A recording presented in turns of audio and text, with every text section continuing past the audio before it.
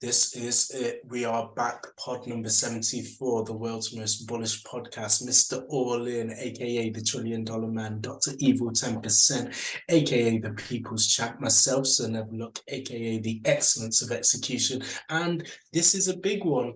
No, she's not here. Mrs. No Show, still nowhere to be seen. Wow, what a week in Bitcoin land. We should talk about the fact that we've had the most views ever on YouTube, the most streams ever across all podcasts, because this story is still huge and ongoing. And we may even be covering, part 3 next week? Who knows? It depends what happens. It's just, we were talking about before we came on air. It's like that car crash. You just can't look away. It's a Matthew McConaughey meme where you just like that. It's got everything. Like literally, if you wrote this as a film and went, "This is the scam," you go, "Unrealistic." Now you've gone too far. You can't add in the scam, the fraud, the government connection, the sex orgies. Like, exactly. You've added too much. You've added too much, like, and especially with the background where he's a vegan, a philanthropist, and it's just like, come on, this is what part of Sam is a vegan? Like, he looks nothing like the vegans that we know. I know he put on about 5 stone in 2 years. I've never seen a vegan do that. Yeah, I've never seen a fat vegan. He looks like a sausage. Yeah, with titties. But we went mini viral. You're right, yeah, because literally last week's show, I think it was a really good timing. Like normally we're like the weekly update. For last week, literally, I think it happened. It nearly wasn't on the agenda because it happened so close to it. I put it on like breaking. This just happened, and it is fucking big. Like, this is one of the biggest exchange in the world. Has just gone bust and is being acquired by the number one, and obviously all that fell through and But then I think our timing was just perfect because it happened literally just as before we went on air. We recorded it. I obviously edited it and put it live straight after we finished. So we were one of the first on the scene. Yeah. And we went mini viral on YouTube for that. And so the viewing on that one video was more than every single podcast put together before. Fantastic. Well, we've got more for you, and hopefully we can give any new listeners that are tuning in today a little bit more background. So yes, there have been 73 of the podcasts up until now, but join us as we continue along the 4Bs podcast. So let's just jump straight into it because this story is immense. And by the way, I'm calling Jonah Hill playing SBF. Oh yeah, and Caroline, Maisie Williams. Oh, fantastic! Yeah, I like it. I've already tweeted it, and I had that tweet. Weirdly, I had Jonah Hill, Maisie Williams. I tweeted it, going, Netflix, I've already done your casting for you. That tweet got stolen by a bigger account. He had 50,000 likes on it. I got 15. Fucking loser. and I think he was an F-head. He was a .eth as well, yeah. Motherfucker. But anyway, yeah, let's get into it. Because just as a concept as well, normally I aim for like 5 to 10 stories a week. That's like the max. This week it's one story. It's just the FTX kind of what's happened in the last week. But there's about 30 fucking links. Like, probably more like 40 here. So we're gonna have to kind of skim through it, but it's also a lot of little pieces. Like, we don't really know what's fact or fiction sometimes. It's just the news is just flying out. Some is confirmed, some isn't, and let's just run through it. It's just fucking entertaining. Yeah, it is. It really is.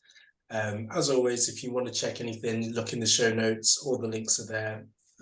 Let's get on with it. So, first one, PR. Sam paid for around his earn to give mentality. So let's give a little bit of background into who this guy is, Sam Bankman-Fried. He is the philanthropist that gives away all of his money and didn't actually want to keep any of this money. Really? Is that I don't know what would pay for his expensive food habit, which certainly isn't vegan, and what would pay for his penthouse if he didn't have all that money. I was going to say, he's full of shit. Because we're watching this, there's a 2-minute video from Nas Daily. Nas Daily is a guy that literally puts out a video every single day, gets millions of views on every single video. And he's done one on Sam here. and he's like, he only earns money purely to give it away because he wants to stop pandemics, climate change, and cruelty to animals, which is why he's vegan. Neglected tropical diseases and the COVID-19 next pandemic. Yeah, he's literally going through his tick list for all the virtue signals so they can touch themselves whilst trading on the FTX platform. Yeah, if you're woke, Sam's got you. And it's such a weird video because he's saying he's doing all these great things, and then they go down and spend a lot of time around his car. He's just got a crappy Toyota Corolla. But I'm like, look at the guy, he never goes out, and look where he lives. He lives in a $40 million apartment in the Barbados. In the Bahamas. Yeah. And he can go downstairs to the beach. Yeah, and you just get an Uber probably, doesn't he? Or has a driver, and they're just focused on his crappy car, and you go, I don't reckon he's ever driven it. I probably doesn't know how to drive. Yeah. And I mean, he used to sleep in the office too, so you wouldn't even need the car. And it's also he flies around in a private jet. Yeah. So it's full of shit. What I found really funny in like the comments about this was they screenshotted when he was showing his fridge, which was meant to be vegan food, and they showed that there was egg cartons in there. So it's like, who's a good vegan? Who's a good vegan? Not you, fatty. Yeah. Yeah. Oh yeah, because literally our next story, next to that one, is just confirming that the orchid, where he's living, which we've confirmed is definitely his. The background of this apartment matches the Nas Daily video that he did, and it's now being listed on the market for $39.5 million. So this is the guy that only has money to give it away. He drives a Toyota Corolla, but lives in one of the best apartments in the world. Also, what he's saying, or what Nas Daily was saying, he wants to get rich to impact the world and change it. Who does that sound like? Like Mr. Klaus. Yes, Klaus. You want to eat the bugs and sleep in the pod? It's literally spouting all the lines from the WEF. I don't think we've actually got this in a story, but I saw all these rumors saying, oh, they're on the WEF website as a trusted partner. I was like, bullshit. Not anymore. So I went on the WEF website and they were there. This was last Tuesday or Wednesday. So they were there'll be screenshots everywhere, but it's the fact they're a listed partner and he spouts off all this shit. He's blatantly not a vegan. So he's just virtue signaling to get the crowds and he wants to control the world. And you kind of go, my God, he was in the club, wasn't he? He was. Indeed, he was in the club. He's spoken at Davos and at the WEF events. It's like he's definitely. I mean, we'll get to that because him and Caroline are tied to political parties and the WEF like so tightly. It's not even a stretch. I wouldn't even call it. Let's not jump ahead of the agenda. So definitely worthwhile taking 2 minutes to look at this video for anyone listening or obviously watching on YouTube. Again, the links in the description below. Yeah, he was planning on donating $500 million next year. Yep, and 10 billion over 10 years. Well, I wonder where that money's come from. I think we'll discuss it later. Let's go with how he tried to play this by putting out a tweet and taking the blame. We don't need to go through all 20 points, but first of all, he says, I'm sorry. That's the biggest thing. I fucked up. I should have done better. Yeah. Which, to be fair, at least that's one of the, like, it's honest. But then to a certain extent, it isn't honest because you go... It's not honest. Because it wasn't a fuck-up, was it? A fuck-up suggests this was all an accident and he did make a mistake. And say this was a hack and someone stole the money and he hadn't upped his security but that happened. We'll get onto the hack later. But like at the moment, they hadn't been hacked at this point. He's just gone bankrupt. And so being hacked is a fuck-up, okay? You might be able to say that. He took customer funds, gave it to his trading company's partner. They gambled it and invested it and lost it. That is illegal. Remember, last week when we were uncovering this story and unpacking it at the time, we gave him the benefit of the doubt. And we said, we don't believe that this is malicious. We just think that perhaps it was an accident of some sort. Yeah, he just got caught shitcoining, and his shitcoin went to zero because he got pressured by one of his competitors. But all it did is took the cloak off and revealed what was behind. And what was behind was the fact that big ass fat titties. Yeah. No, bro. Because it's just so bad, right? Because people were estimating how much money FTX was making, and based on the quantity of trades and the spread and the fees they charge, they should have been making about $10 million a day. So they are printing money. Yet somehow they lost all that. They lost 10 million a day, lost, and then they had a couple of billion in customer funds. They also lost that. So going into this, like, you know, we're talking about him taking the blame. So he said, I fucked up, I'm sorry, blah, blah, blah. But you kind of go at the core of the business. So they had 10%, they're basically fractional reserve. They're working as a fiat bank, weren't they, or fiat investment vehicle. So like you said, they've churned through all the money and they're losing hand over fist, but they're still taking on further money. And then on top of that, not only are they 10% fractional reserve and making £10 million per day, they're also printing their own money, but going, here, have an FTT token. And when you look at like the general environment, all the different exchanges, who owns the majority of these tokens and these issued finance, Coinbase? It's always the other exchanges and DeFi investment companies. So you kind of gone, they're not just printing money, they're also doing their own inflation. Like literally, they got their hands in the trough. They're taxing through the customer, charges. They're printing money and they're gambling it away. It is basically fiat land. This is, where this whole world came from, was decentralization through Bitcoin. And we've ended up back in fiat clown land, which is just absolutely amazing. But fiat land on steroids, let's not forget, because this was, you could print anything whatsoever and there's no repercussions. Yeah. And Sam is quoted as saying that Bitcoin has failed as a payment network. It just isn't fit for purpose, and FTT is much better. This is just an example of where Satoshi's genius got co-opted by these scammers, and who knows if this is malicious. I'm more and more starting to think he is a state actor designed to come in and try and bankrupt and discredit the space, because the level of corruption here is like this. Early conspiracy theory into the pod. That's right. Get us cancelled. We go viral. I think we're going to probably, this one's probably going to get us cancelled. If anyone's listened before, of course, we've said some very controversial things, but this one, as we probably go out with a bang, this one's going to get us cancelled. I need to throw everything into this one, all those things which went against, one thing which he said in this part is every penny of that and of the existing collateral will go straight to the user unless or until we've done right by them. So what we saw before the hack was money being siphoned left, right, and center, which is going into weird wallets, which is basically VCs, is what I understand, and all the people connected with the company. So it certainly wasn't going to the users. And then they had a hack, which was to finish off the drought.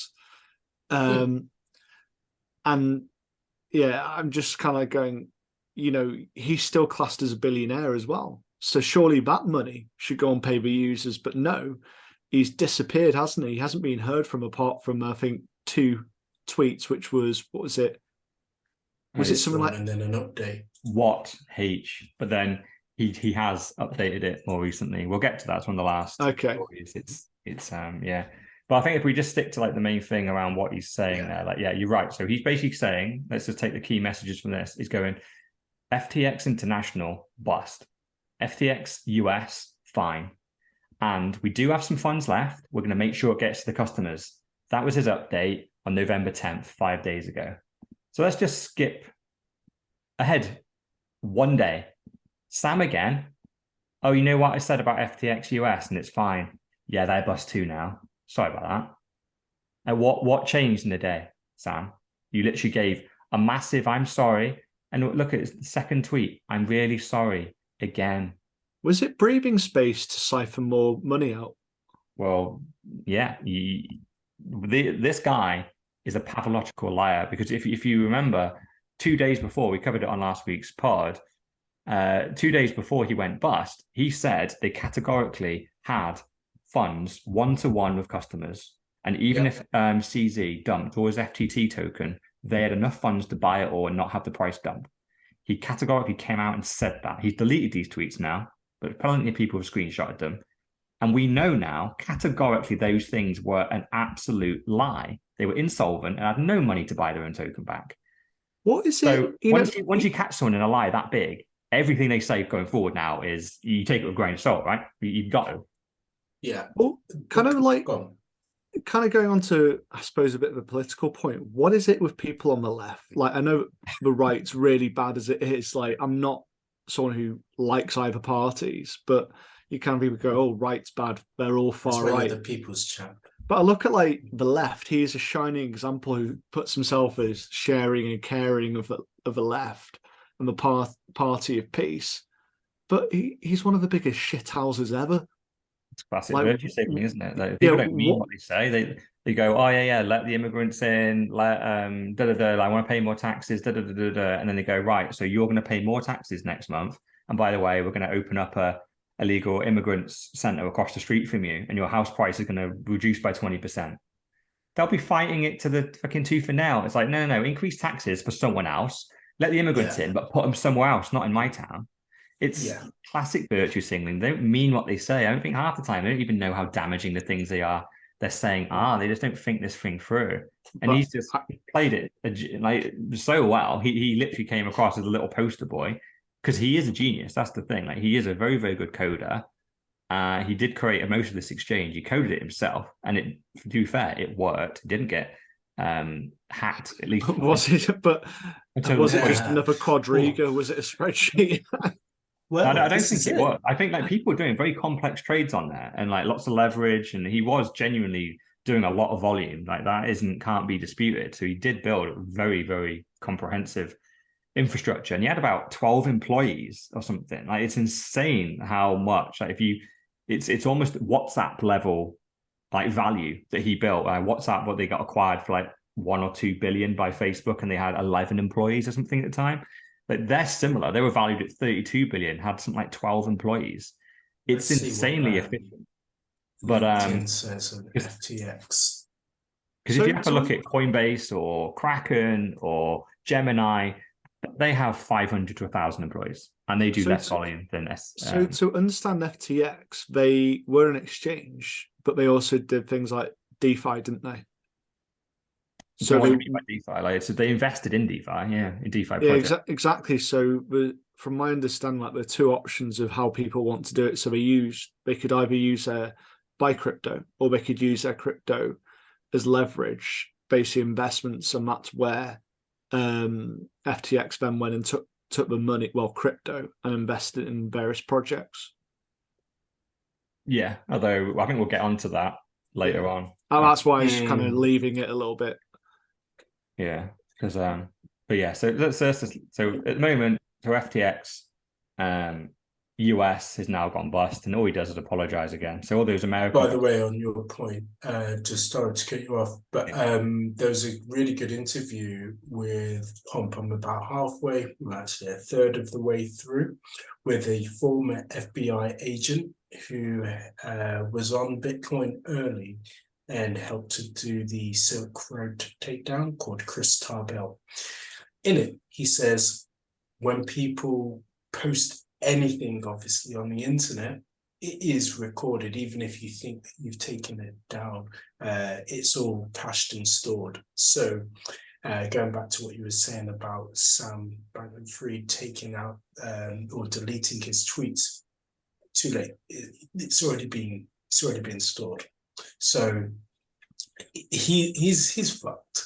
When this finally comes to trial, or if he commits suicide, we will be looking back on all of this, because this is going to be a huge drama.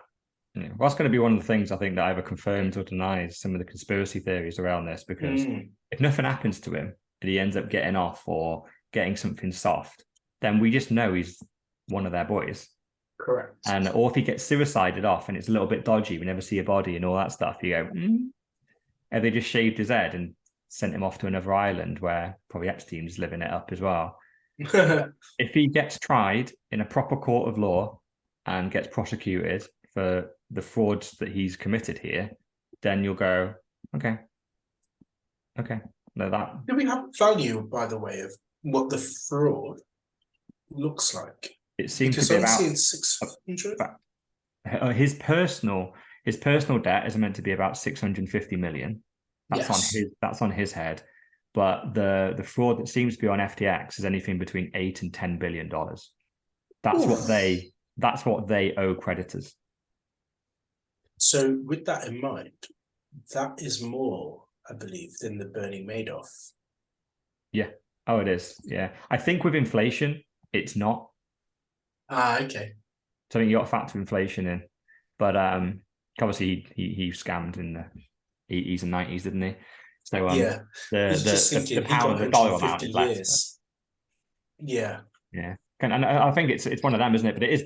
I think this will be the biggest outright Ponzi fraud ever. But it's crazy though, isn't it? Because it was only like we talk about what was it, OneCoin? They did 4 billion, and we hadn't even heard about that one until it went pop. Exactly. So this one doing 8 to 10 actually isn't that much more because everybody had heard of this one. Yeah. So you'd have thought they'd had even more money. So this puts us on to one of the next stories, which is one of the users saying, I love this one. I love this tweet. I can't fathom there being no bailout. This can't be real. You can't just lose $8 billion of everyone's money and declare bankruptcy. That's fucking absurd. This place is going to get extremely dark. Way too many people's lives have been irreparably ruined. It's just like, why are you relying upon the government for leaving money on a fucking exchange which you knew you shouldn't do?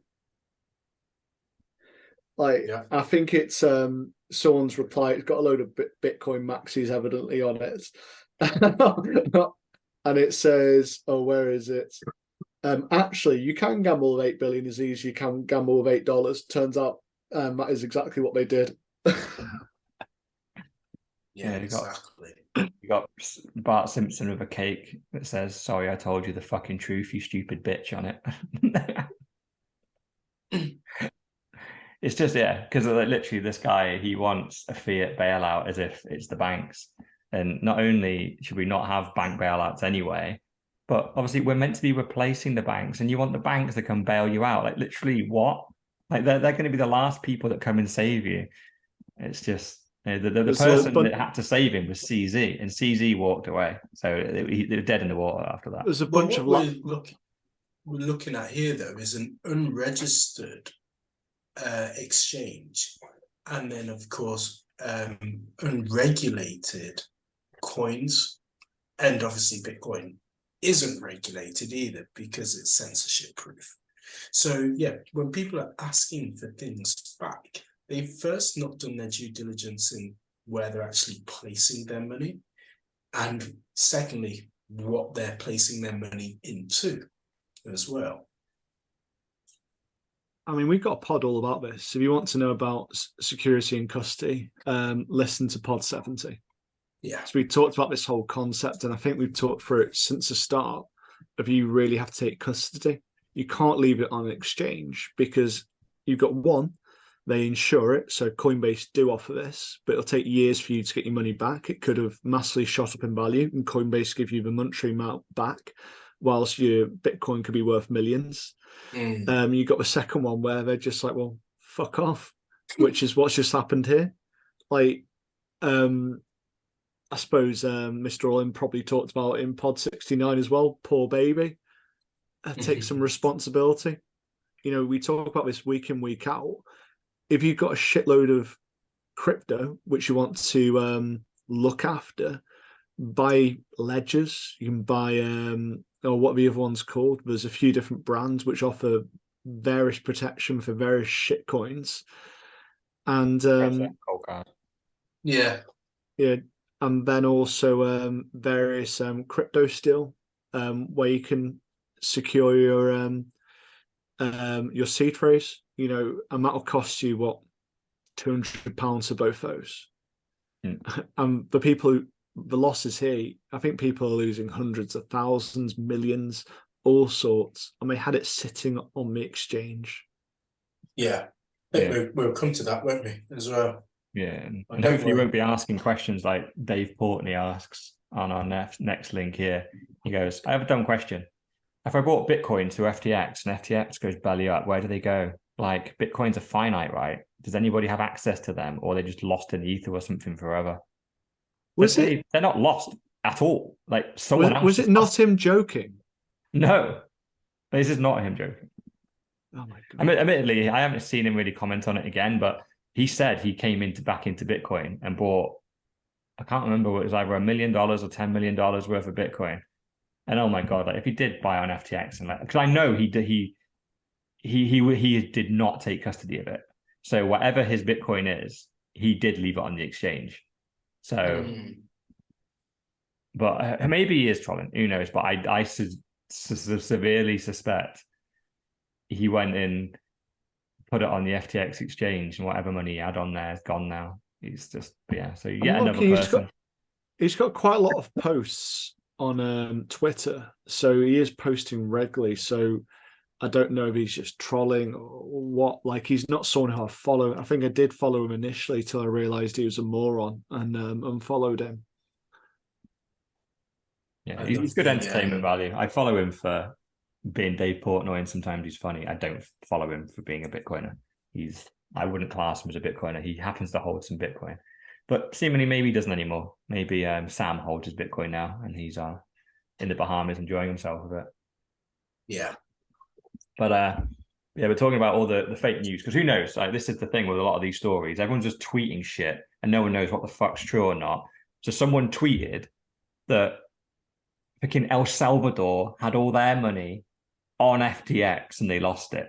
And it was a random guy that had paid $8 to have their Twitter verified. And in that whole period where you could, Elon's withdrawn all that now. But someone got that account, got it verified, changed it to say the Bank of El Salvador or something, or the government of El Salvador, and tweeted, we've lost all our money. It was on FTX. We're wrecked. And then Mike Novogratz, who's a huge shitcoiner and always gets interviewed. He's one of the talking heads for crypto. So actually went on CNBC and confirmed and said it live on TV that El Salvador have lost all their Bitcoin. It was on FTX. And then we've linked to his tweet here where he's apologizing for getting trolled and passing on fake news. But yeah. It's just standard fate reporting. I was worried for a second, by the way, for El Salvador. Yeah, it crossed my mind. I was thinking, oh no, please, how do we defend this? They would never. They've had Jack Mallers over there. They've had like Max Kaiser. The thing is, like, most of the Bitcoin they brought, they've given it out. They gave out $30 worth of Bitcoin to all their citizens. They've been using it. They've had Max Kaiser and Jack Mallers over there. They will preach self-custody and how to do that. There's no way they left it on a freaking exchange that's based in the Bahamas. Just no chance. One of the dads at football mentioned this to me. Oh yeah, it would really affected El Salvador since it's currency. I said it's a joint currency. I think we use the dollar a lot more. And I said to him, like, it's got the two use cases which I know they use it for. Is that El Salvadorans, most of them don't have bank accounts. So it's a bank account on their phone. And the second one is remittances, which is highly used from the US to transport money, whereas companies like Western Union charge like 20%. And he's like, oh. And it's just like, bang, some knowledge. Indeed. Okay, let's keep it moving. So after El Salvador, we've got FTX process some withdrawals, but only if you live in Bahamas or a Justin Sun. So do you want to give a little bit of background as to who Justin Sun is? Yeah, I can do. Yeah, it's so there's a couple of tweets here that are linked. So obviously this is in the chaos now. So this is November 10th still. The US was officially still solvent according to this, So everyone was just worried about international. And so FTX, the official account, has gone, we are complying with regulators and allowing certain withdrawals. And if you live in the Bahamas, then we will comply with regulators and allow Bahamians to withdraw. And we saw people withdrawing. We could see money leaving the FTX wallets and going into accounts. And then we saw very quickly after that, which this tweet is now deleted. FTX official deleted this tweet, probably because of the backlash they got, where they went, oh, and we're partnering with Tron, which is owned by Justin Sun. And he owns a number of shitcoins. He bought Tron. He's created a whole shit ton of shitcoins. He's got a Justin coin, a Sun coin, but he's the guy that brought, I think it was $4 or $5 million lunch with Warren Buffett.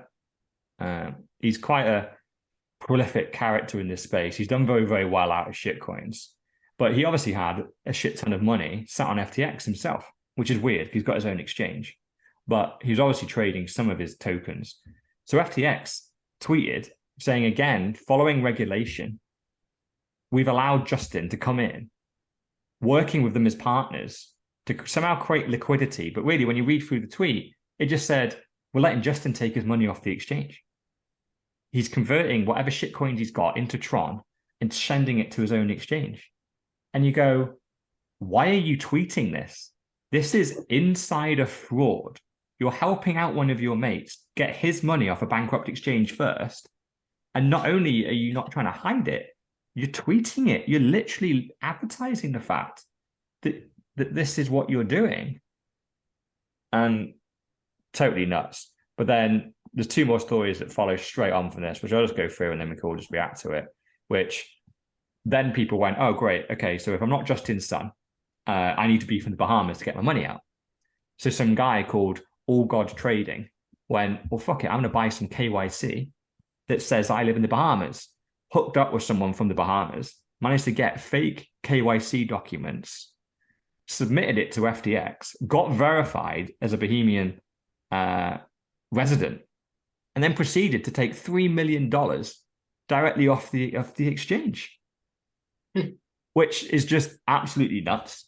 Because following all this, 2 days later, after the announcement that the Bahamian thing was legal and following regulators, the Security Commission of the Bahamas came out with an official statement going, there is no such regulation that says if a financial institution here goes bust, locals get to get their money out first. That is not a thing. Standard liquidation rules apply, and the money needs to be looked at, audited, and dealt with sensibly. Just because you live in the Bahamas does not mean you get your money out first. Categorically just going, what are FTX doing? They're committing fraud, because basically the only reason they've said that they're letting the Bahamians with their money out, there's not a load of local Bahama guys with a load of money in FTX. It's him and his company. He's basically going, I'm taking my money out and I'm allowed because the regulators say. And to put this into context, there's a lot of things which can be put down to speculation, what we're talking about, but this one, it's proof. Like, literally, this is prison sentence territory, no matter what, for all of them. Yeah. So, if they don't get sent down for this part, I don't know what the name is, and I think with this kind of like what they're doing is meant to carry years. If they don't get sent down for years just for this part, something's off. Yeah. Like you said, it's there in black and white, isn't it? And the actual regulator trading, isn't it? Yeah. Well, but then it's because it was I don't know what it'd be classified as. Mass fraud and mishandling it. Mass fraud. Yeah, mass. Once your company goes bankrupt, you have to then basically hand over the running of your company to the liquidators. And instead of doing that, he's just taken out the money for Justin Sun and everyone that all his mates. And they've tweeted about it, saying that this is legal and they're doing it following regulators. And then the regulator came out and went, unregistered. But this is where the loophole may be, because it's in the Bahamas and it's an unregistered exchange. He may actually get away with it. And also because of all of the political ties that he has. He's got friends in high places. Well, without the connection, palms have been greased already. Because you are right, like the basic jurisdictions, but I think the Bahamas do have an extradition treaty. So it depends if America care enough. and usually if billions of dollars of American citizens' funds have been stolen, that would mean they care enough, and they will extradite you and punish you in America, because even though you based your fraud in Bahamas, you scam people in America, and you scammed American citizens. They'll go get you, and they'll bring you, and they'll punish you. He's trying to get to Dubai, to the Middle East, because there is no extradition laws there. Well, exactly, yeah. So that's. But he was donating to the Democrats, so will they actually want to do him for it? Exactly, yeah. This is all the conspiracies that we've got towards the end, which we can have just fun with, I think. Yeah, we'll get there. Yeah. So let's stick on track, because the agenda is packed, right? So we keep wanting the fun bit is the conspiracy at the end, but of course, get through the factual stuff first, and then we'll just end on that. So have we done the fake IDs? Yeah, done the fake IDs, and we're not complying with regulation, so we're on to BlockFi, aren't we? So this actually, can I just say, because my fiat job is to do with compliance, as we know, for the regular listeners. Now, I was in regular contact with, let me make sure I say this correctly, the Senior Vice President of Compliance. At FTX? At FTX. Is it a woman? Correct. Is it? Did you get invited for an orgy?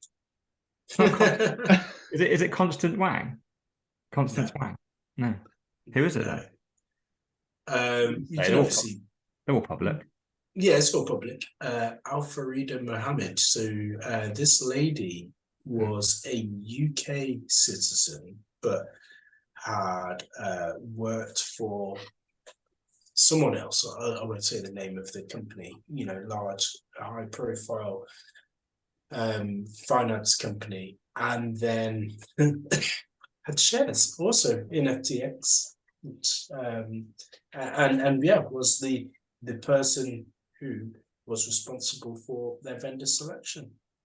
Yeah. She's going to struggle to get a job again, being head of compliance, whatever she was at FTX. Yeah. Same as the president, who has actually taken his actually, this is interesting.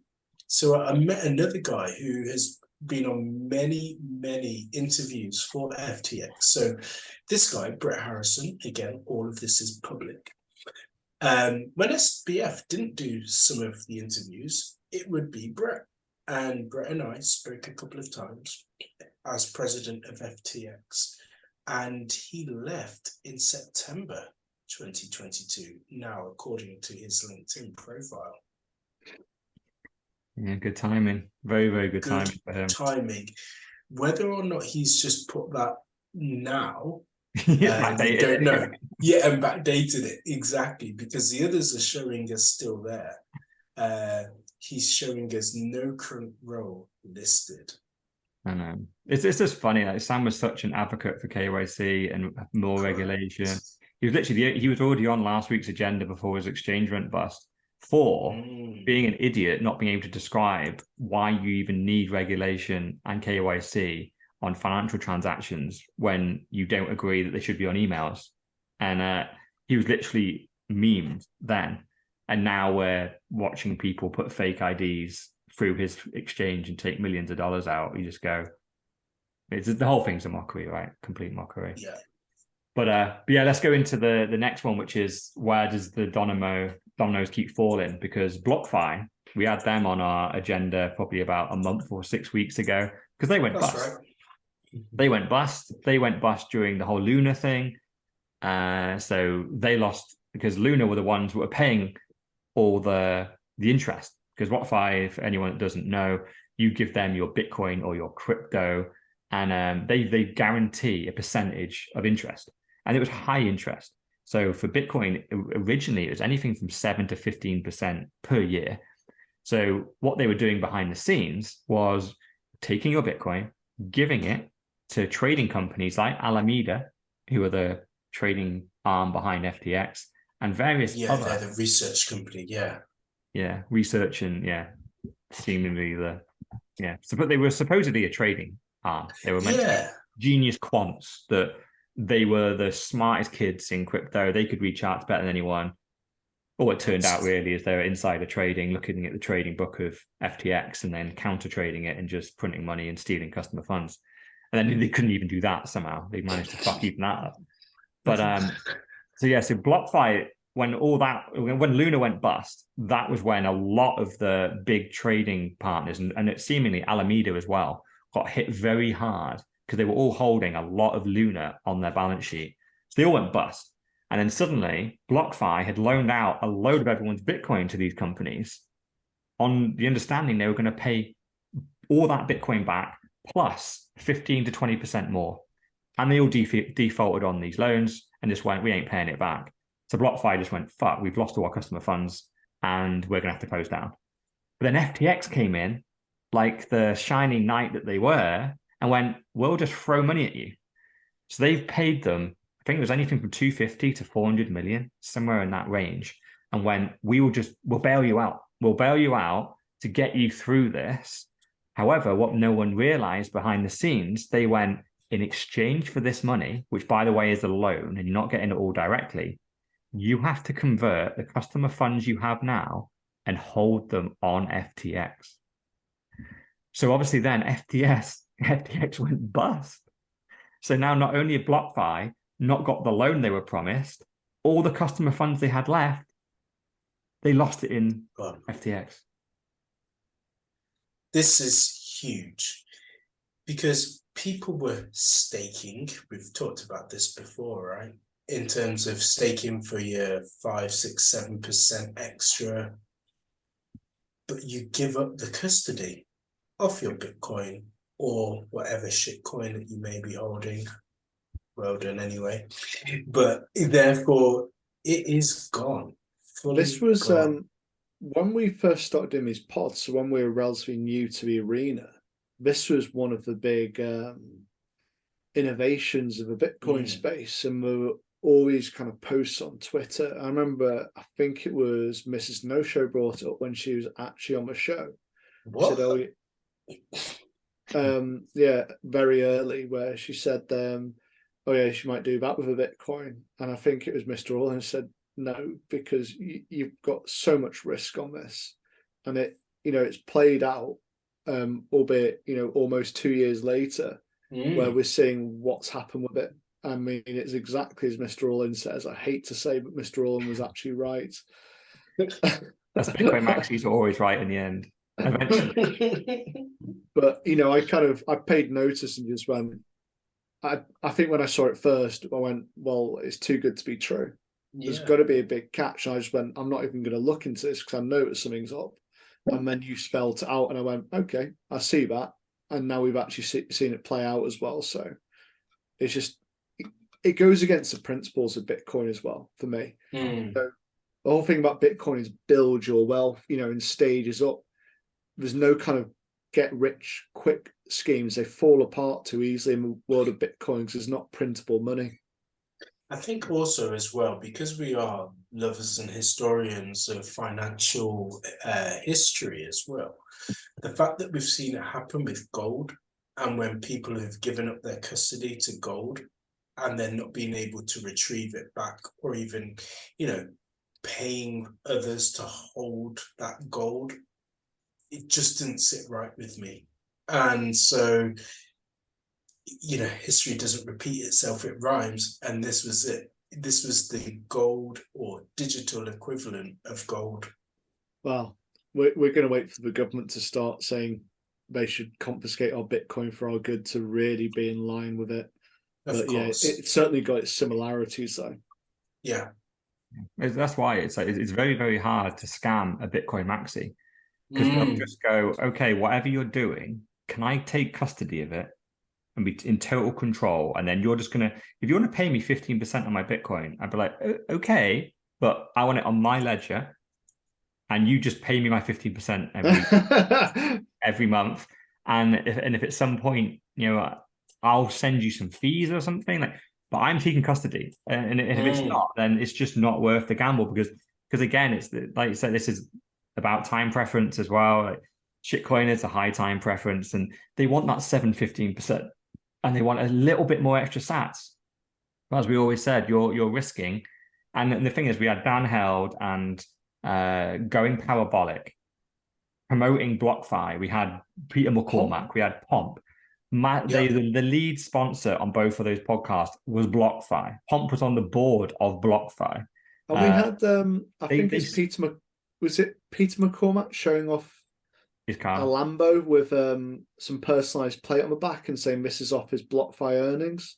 Yeah, he said it was free because whatever the monthly cost of that car was, he had enough Bitcoin to hold it in BlockFi, and the percent gain was going to pay for his car. Within like 3 or 4 months of that, BlockFi slashed the percent anyway. So I think they were paying like 10% at one point, and they slashed it to 2%, and I think they slashed it to 1%, and eventually it went pop, and then they went, "Sorry, your funds are gone." I wonder if he pulled his money out at like when it got slashed. It may have just even been for promotion though, just to promote like people to get in, and he may not have even done it himself. We just can't be naive. But Peter McCormack, some things which he said, I'm just kind of wondering whether he was stupid enough to do it. Yeah, but this is why, right? We had these conversations early on and going, Bitcoin toxic maximalism is dangerous for the space. We need to be nicer, And like Bitcoin and maxis were going after BlockFi, and we're going after anyone that promoted BlockFi, going, this will go wrong, and there's going to be a load of new people to this space that is putting their hard-earned money into.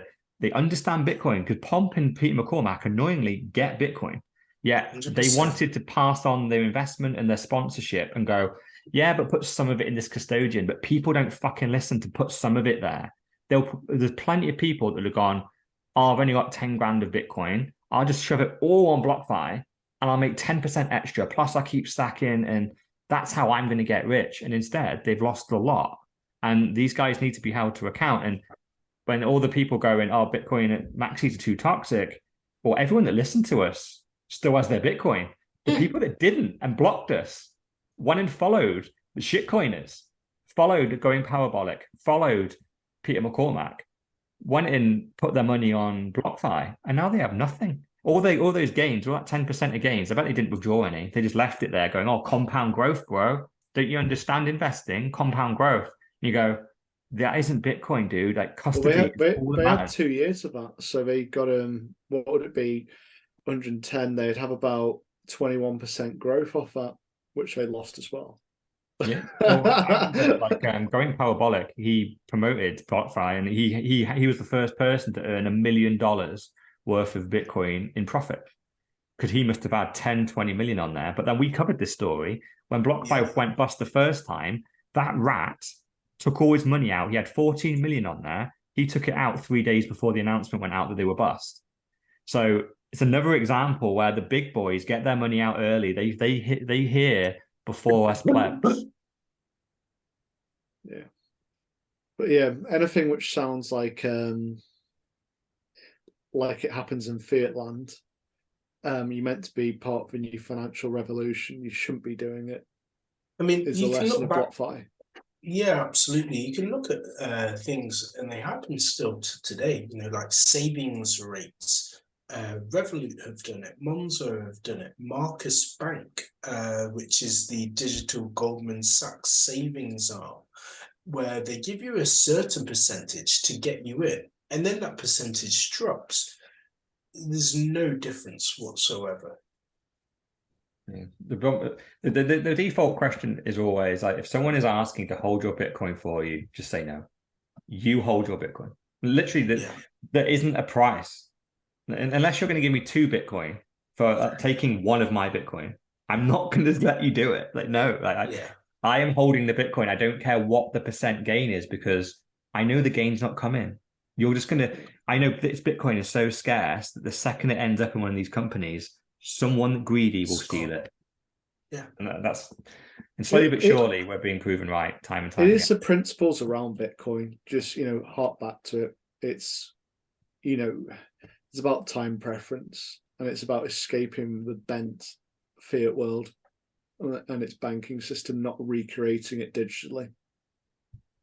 I think also as well, it goes to what we were talking about last week, where we were thinking about how do we properly orange peel people, and we still not necessarily come up with the right way in which we're going to do it and continue to do it.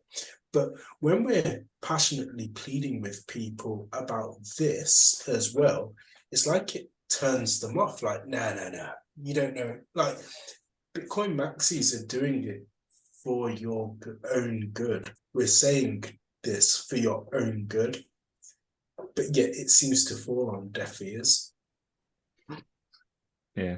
Well, it seems to be like we're salty, we're not open to innovation.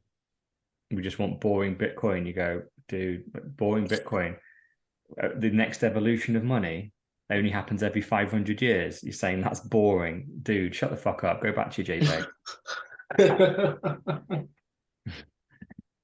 So anyway, should we go to the next domino that seems to be falling, which is crypto.com. This would be another big one, and I really hope that it's not, from a personal perspective, but hey, there it seems like it might be. So crypto.com and FTX may have been in cahoots with one another, right? And perhaps sharing balances. Yeah, they hold each other. Sharing other. shitcoins, isn't it? So it's on. There's a couple of levels which are floating around in theory. So there's, I think we mentioned it. Well, I think it was the start of this pod, or it's just before when we talked about them basically holding FTT and FTX holding, say, the Binance coin, them holding the Coinbase coin. They're all kind of like holding their coins to pump up the value. But then there's also, I think we haven't covered this on enough one. So, but funds seem to be sloshing between exchanges in the last week. And I think someone caught sight of a really big one between crypto.com and, what was the name of the other exchange? Bitcoin. It was like 400 million worth of Ethereum. Were like, we accidentally transferred. Yeah. And the theory is, well, is this how they're trying to hide their lack of solvency? By moving shitcoins in between exchanges. So not only have they printed their own money and are showing their money to pump up the value, but they're also putting around the tokens which are deemed as having value outside of these platforms in between platforms to kind of go, oh yeah, we have got money when the regulators call. Yeah, it's like the same. Or people are looking at it like 8 times. Yeah, or people are looking at the currency and saying, oh yeah, we've seen 400 million F here, 400 million here, 400 million here, 400 million here, but it's actually the same wallet, same amount of coins just going round and round. Yeah. And it looks like crypto.com may have been caught out on it, but it just seems like it's almost like this is like, oh yeah, we need more regulation now. Great. Well, Chris from crypto.com, official account, turns around and says our direct exposure to FTX meltdown is immaterial, less than 10 million in our own capital deposited there for customers' trade execution. That's very little compared to our global revenues surpassing US 1 billion for 2 consecutive years. Well, we'll see. Right? Yeah. He then, because did you see when he then, they wanted to do proof of reserves and he reckoned he got about 2 billion. And they went, look, and he posted the full thing, but he went, look, the standout numbers here are 30% is in Bitcoin, 20% is in ETH. And he just left it at that. And everyone went, what's the other 50% in, Chris? And they found that 20% is in fucking Shiba Inu.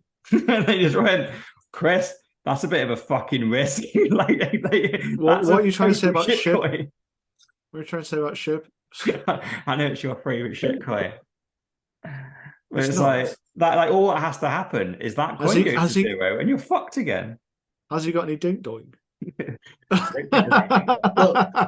Well, also they've got their own CRT coin, right? So that is probably in that 50% somewhere as well. They'll have FTT. They'll have the Coinbase coin. What is that? CMB. Then they'll have BNB, which is a Binance coin. So Yeah. I'll have all the platform coins in that 50%, and it'll be like 5% a coin. Well, anything outside of Bitcoin really is exactly that, isn't it? You can almost kind of accept Ethereum because some people think it has value. You're kind of going, but any kind of like coin which is made by an exchange, you're kind of going, seriously? Exactly. And a meme coin which has a picture of a dog on it. Yeah, and the problem was, right, everyone went, okay, great, that's great, Chris. Like, it looks like you have given wallets, and at the moment, we don't know if this is really your money or you're not sharing this fucking money around, like you said, between exchanges. But it looks like, okay, fine, there's $2 billion here. We can see it. What are your liabilities? Because FTX have got a shit ton of money. They have billions as well. However, their liabilities were 5 times higher.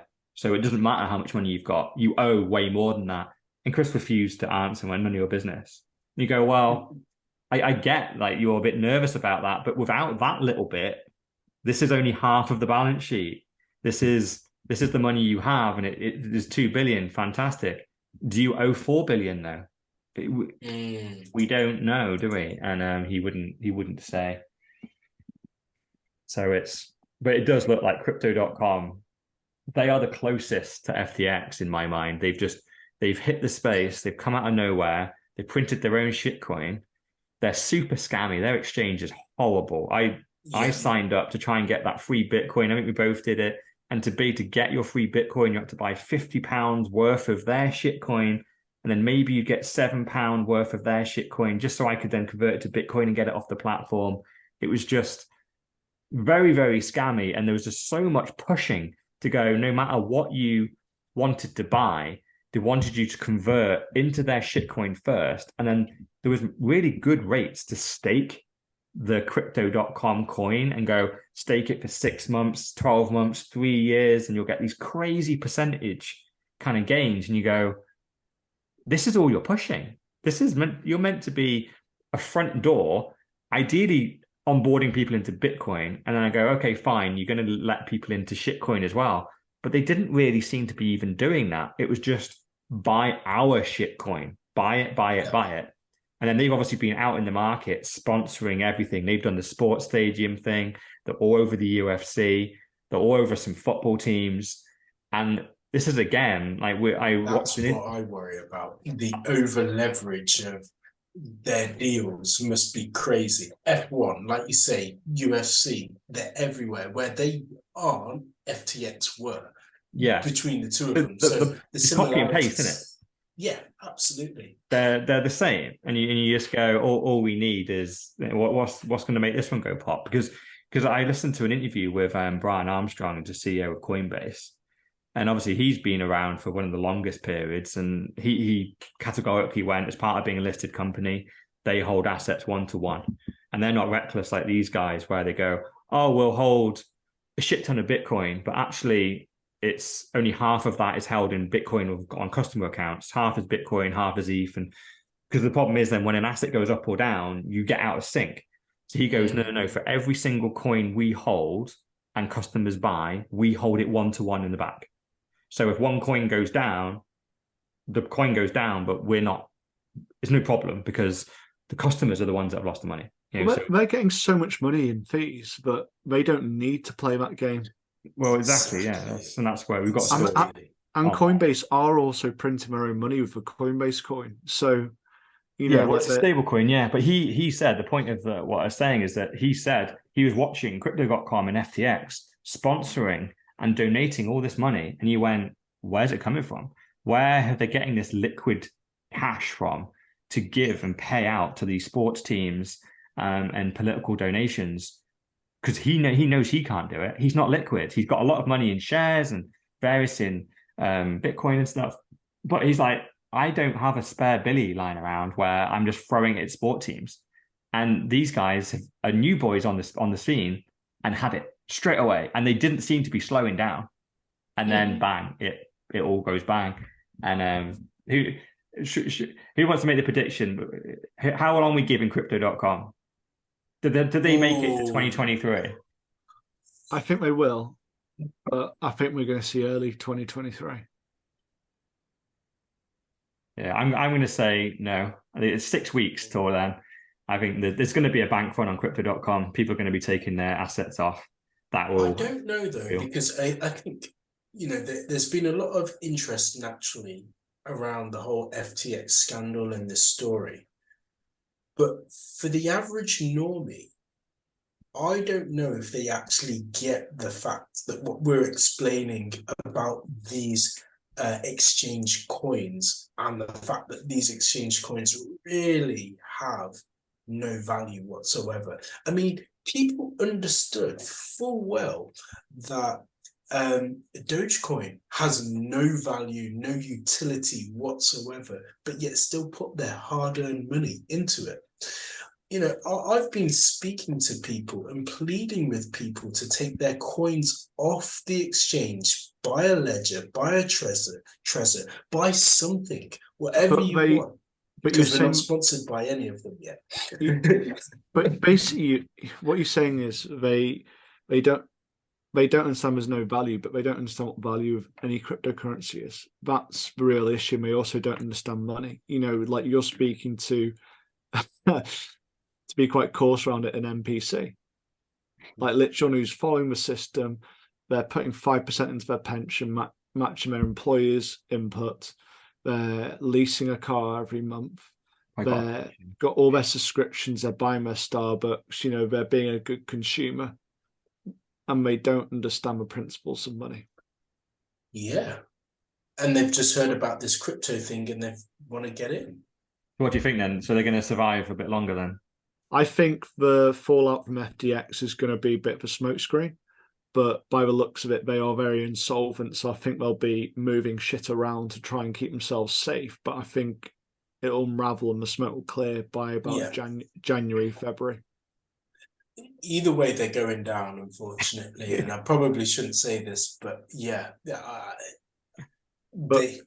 I'll give them 6 months. I mean, it's bad because we're seeing all this kind of stuff going on and it's going to massively impact the price of Bitcoin. But as I said to my wife, shortly before the pod began, I haven't lost anything because I haven't sold anything. And so we know this has to happen. Like these shit coins, it's going to be painful when winter. Like we were joking about it. We were joking when it was like 20 or 30k. We're possibly going to go sub 10k for a bit. Yeah, but we needed this cleanse. This is the cleanse. Correct. This is the cleanse. This is the thinning of the herd. Like all that dumb money, they thought they were better than Bitcoin. And for the last 2 years, they were proven to be right. These shitcoins did go up more than Bitcoin. These exchanges were making more money than Bitcoin exchanges. We were Baxies were looking like dicks. People were making shit tons of JPEGs and shitcoins, and we're there going, we ain't fucking wrong.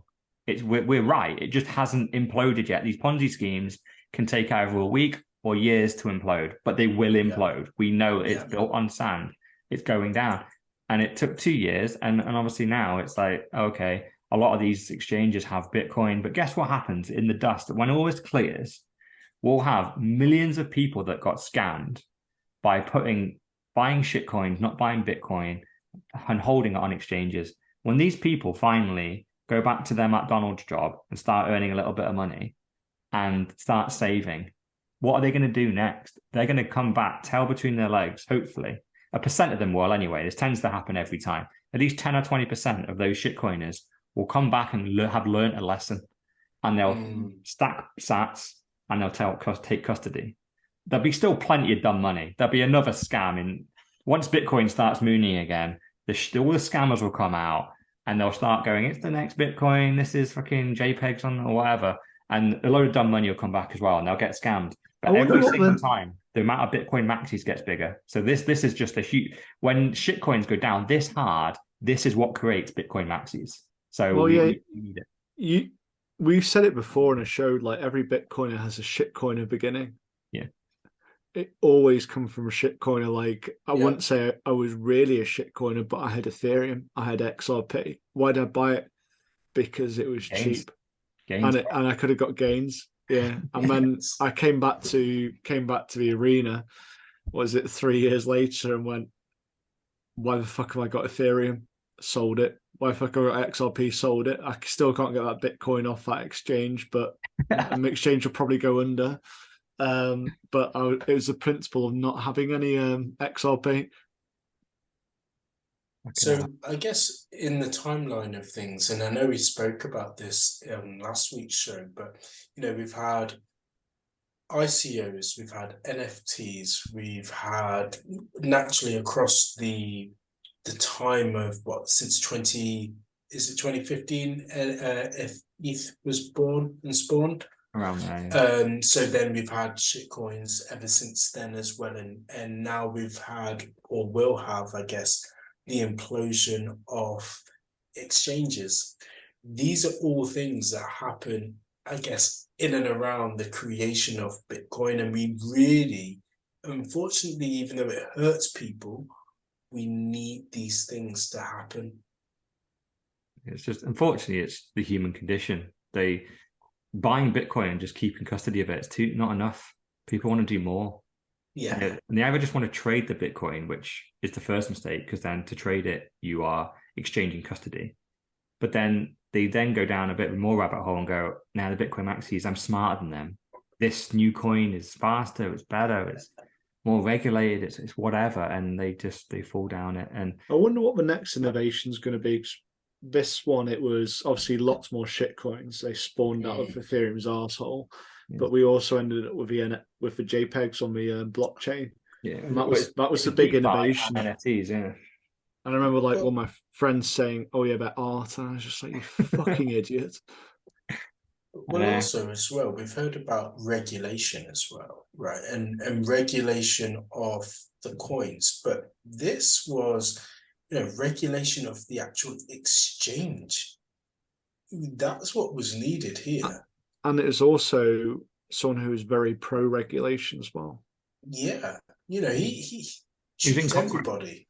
He was in Congress lecturing why the bank crisis in 2008 was such a disgrace, and how in crypto they are much more transparent, have their balances and their assets all listed on the blockchain, and they need to learn a lesson, the banks, from him. And he only did this about 3 months ago. It's just, and he was probably insolvent whilst he was saying it. Because the next story is just to show how, who knows, right? But this is the amount of assets that were left on the Alameda and FTX balance sheet. So this is all these balances, by the way, have now since gone to zero. But it just shows you really, they had 1.4 billion. Actually, no, there's 1.4 billion customer claims on Bitcoin. Yet they only held 1.11 Bitcoin. Well, was this after?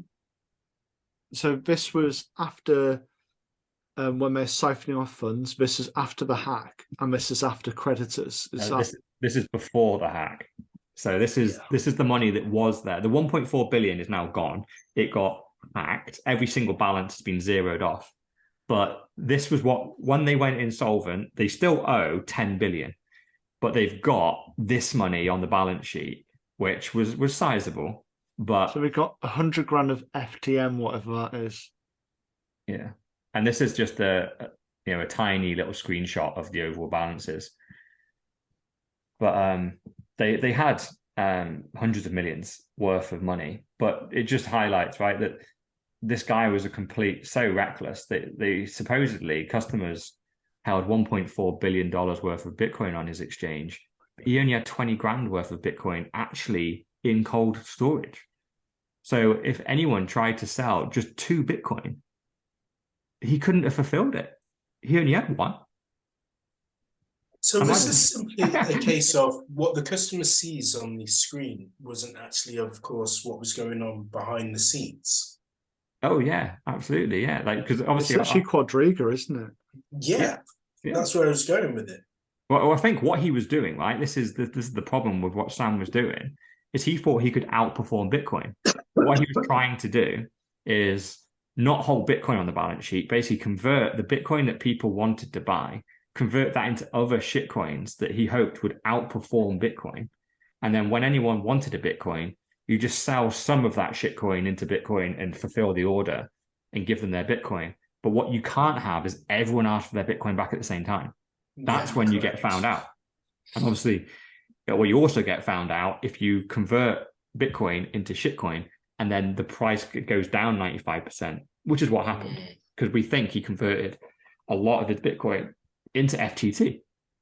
And then promptly that FTT coin went to zero once the CZ had a little bit of a play with it. And then suddenly most of his reserves were held in FTT coin. And obviously everyone wanted their Bitcoin back and their ETH back. He didn't have any to give them. So he just had to close the doors. This will be a race, I guess, between the Merkle sciences, the chain analysis, the cipher traces, the elliptics of this world to trace all of this as well, right? So, because as we know, the transparency of the Bitcoin ledger is there for all to see. They will be looking into it to kind of say, okay, well, these transactions came in. We might not necessarily be able to look at location, as in Bahamas, but we'll see where all of these funds have gone to. Yeah, and already, the changes as well. Yeah, because already, so the next story basically is FTX announced they've been hacked. And this is crazy. So at the time of writing, this said 600 million. I think the number now is over 1 billion. Basically, every single shitcoin on FTX has been emptied. So this exchange has run perfectly well for years. Suddenly got hacked. But this was after they were siphoning money off. Like, everyone noticed the siphoning of money. I mean, literally a few hours later, it's like, oh no, we're being hacked. And it's like, you were already siphoning the money off. And they were already doing the withdrawals for Justin Sun, for the Bahama people. Well, yeah. They're already taken off their personal funds, but then they had just this leftover money, I think. And they just went, well, we want the rest of this out and we can't kind of all have an individual claim. So they just went, fuck it. Let's just say we've been hacked and just move it to new wallets.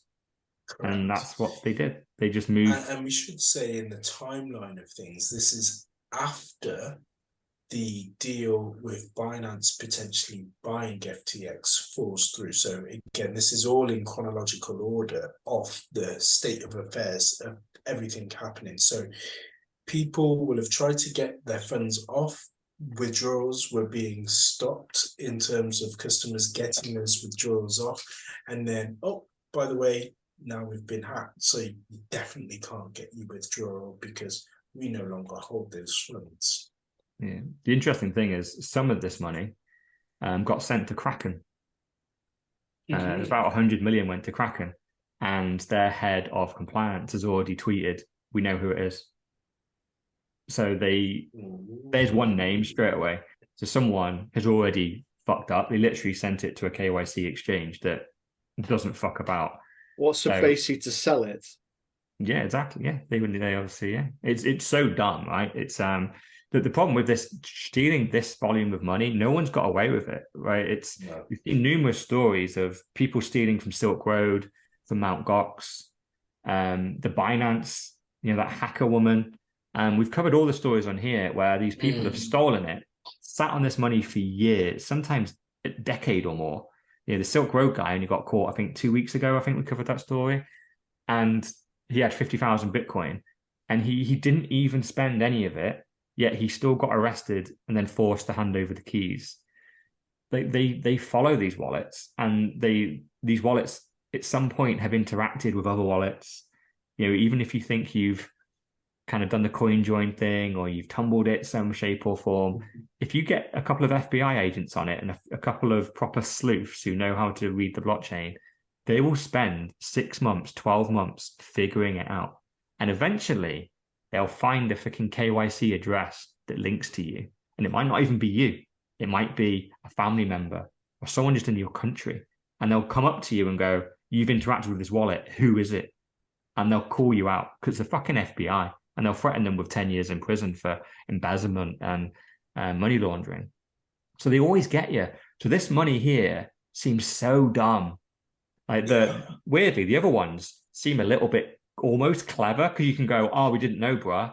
Because they're like, oh, we thought the Bohemian regulation said we were allowed to take our funds and we're giving Justin Sun some money here. And obviously, I got a 20 million bonus last week, just coincidence. All that stuff you can kind of explain. But then there was like a billy left. And to steal this billy just right at the end, any any doubt that these guys are corrupt as fuck is just now out the window. And you're like, and it's such a large amount of money as well. And these wallets have all been tracked. So anyone spends any of this, like you're screwed. It's just tainted. It's already, as soon as it's gone to you, forget even spending it. You're screwed. But yeah, absolutely. You're emphasizing the act. Why is it always the left? It's fucking mental, isn't it? Well, just as corrupt.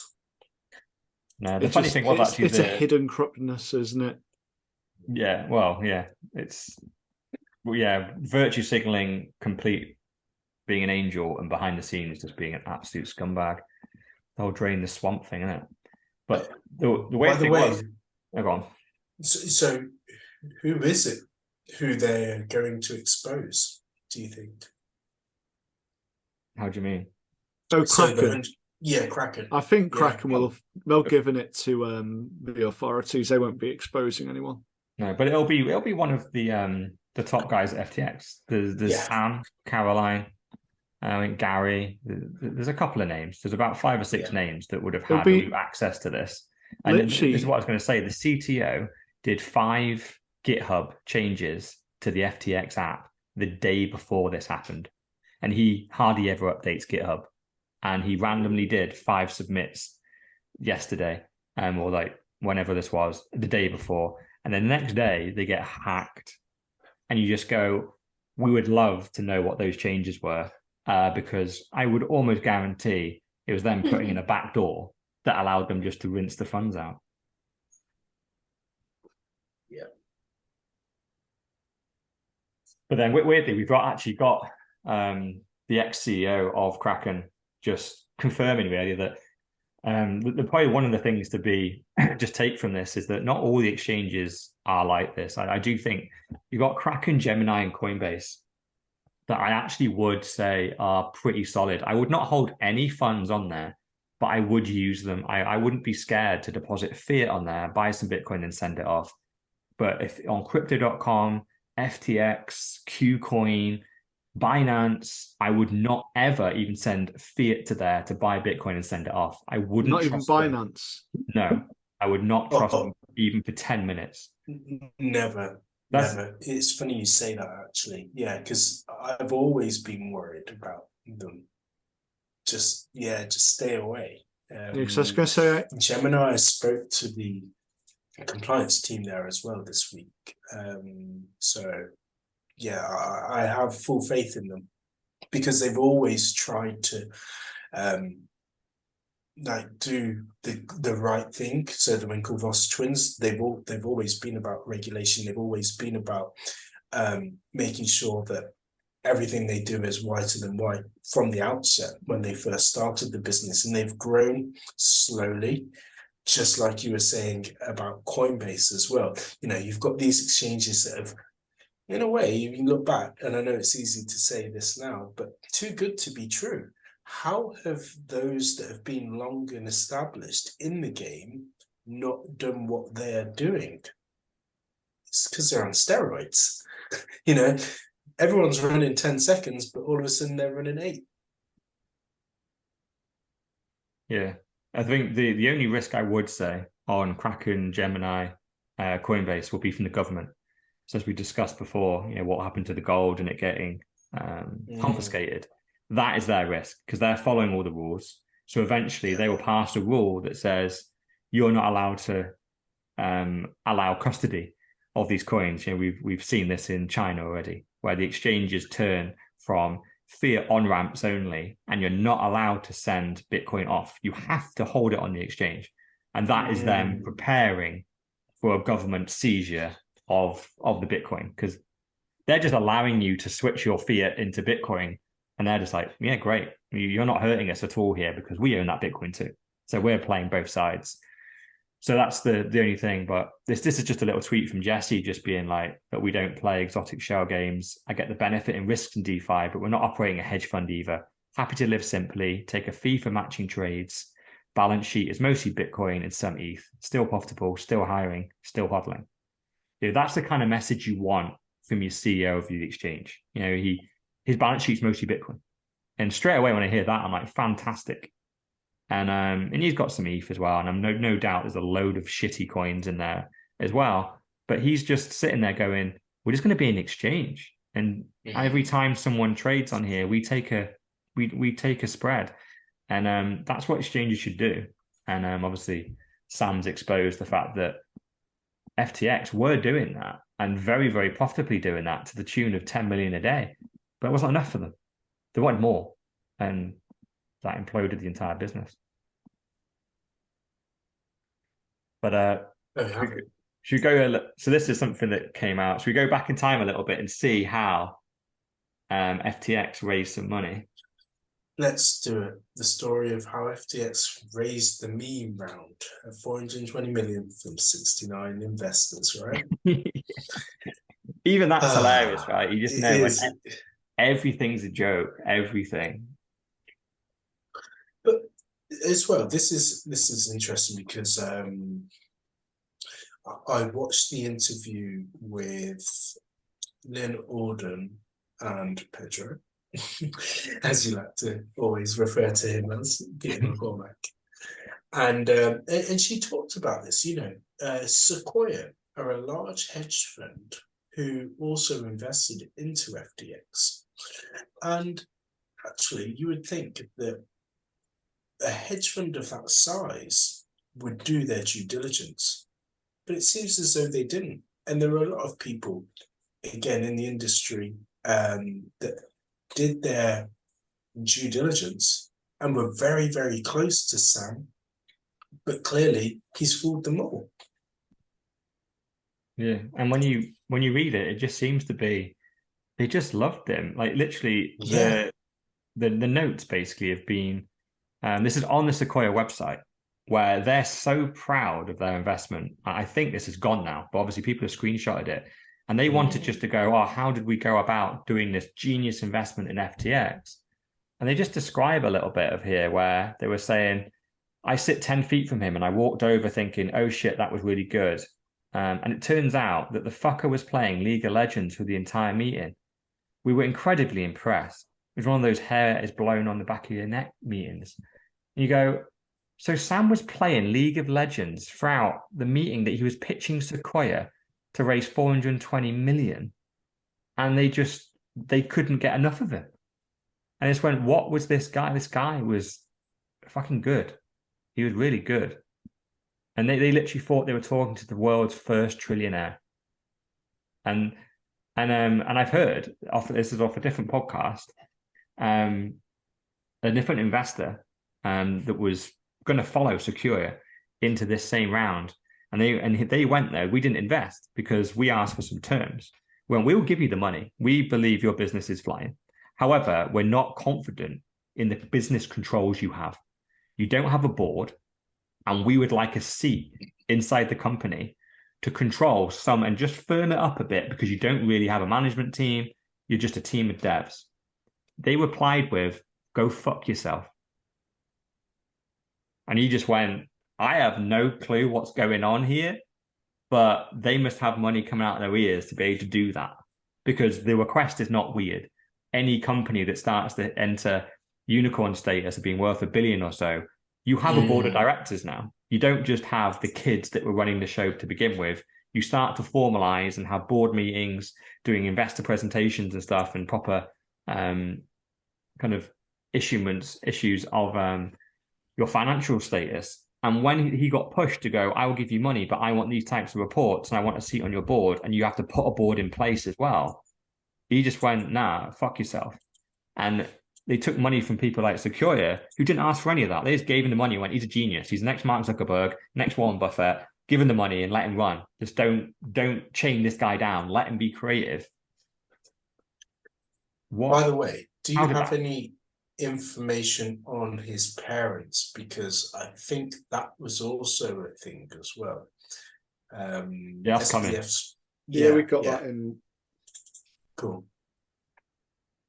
But what's even weirder, right? So the next story following that nut story where they invested 400 million is that bizarrely, Sequoia invested 213 million into FTX. But then somehow SBF himself personally invested 500 million back into Sequoia. So how does that work? How can he need 200 million investment for his company? Then he gives them 500 million back to invest in other companies. Like, this is just a Ponzi built on a Ponzi built on a Ponzi. Like, this is the same money going around in circles again. When did he invest in Sequoia? I think the articles there says, oh no, I don't know. Because it's kind of like, you know, if it was obviously done when they were going down the pan, it was to siphon off some of that money to try and hide it. If it was earlier on, then it does raise a question of, I suppose it goes into one of the last conspiracy theories. You know, was that money actually from one of the sources which we'll talk about at the end of the pod? Yeah, and what it does is implicate Sequoia, right? Because suddenly now the story of them investing and being so reckless makes more sense, because they weren't really investing in FTX, were they? They were money laundering. You give them 200 million today, and a couple of months later, it gives you 500 million back. That's a no-brainer, right? That's a very good deal.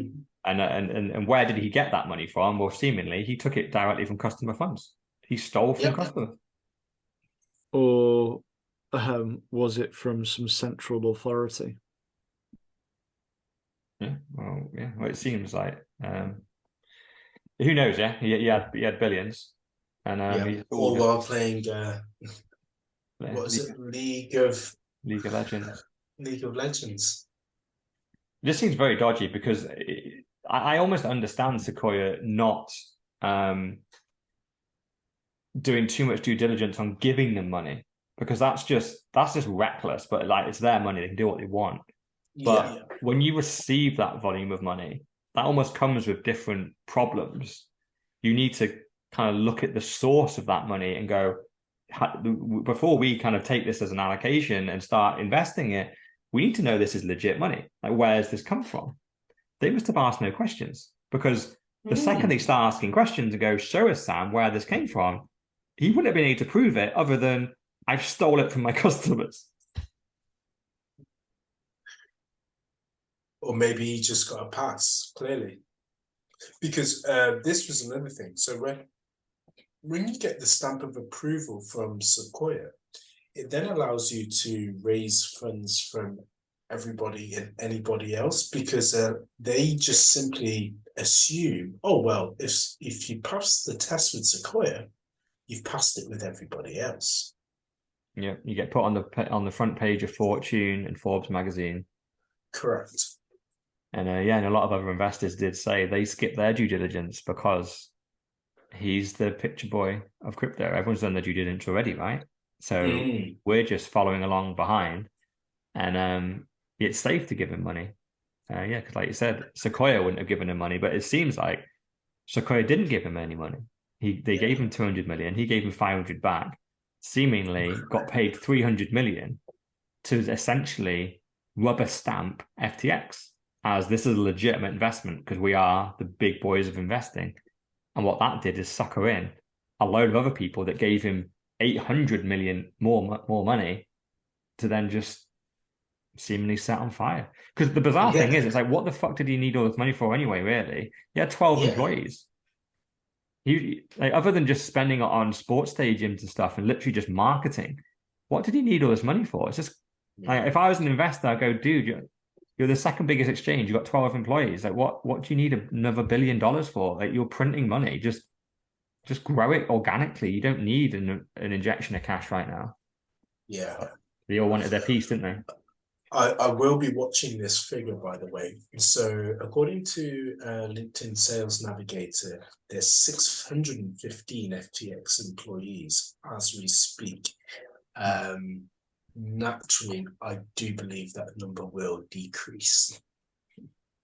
Right. A lot of them must have been just marketing and sales. Yeah, marketing, devs, sales. I'm looking across the 90 decision makers, and of course, all these people are now out of jobs.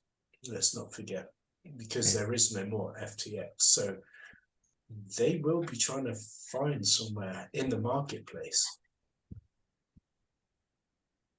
Yeah, should we move on to our the other character, the other main character in this storyline? Let's bring her in, Caroline. Now, the tweet's actually wrong here that I've linked. It says CEO of FTX. She's not the CEO of the FTX. She's CEO of Alameda, which is the trading arm of FTX. And there's a little video over here just talking about her trading, and she's like, "Oh yeah, we don't lose stop losses, and yeah, sometimes I lose a lot of money," and she just kind of giggles. And you go, "This is the woman that had $10 billion of customer funds and was supposedly a quant.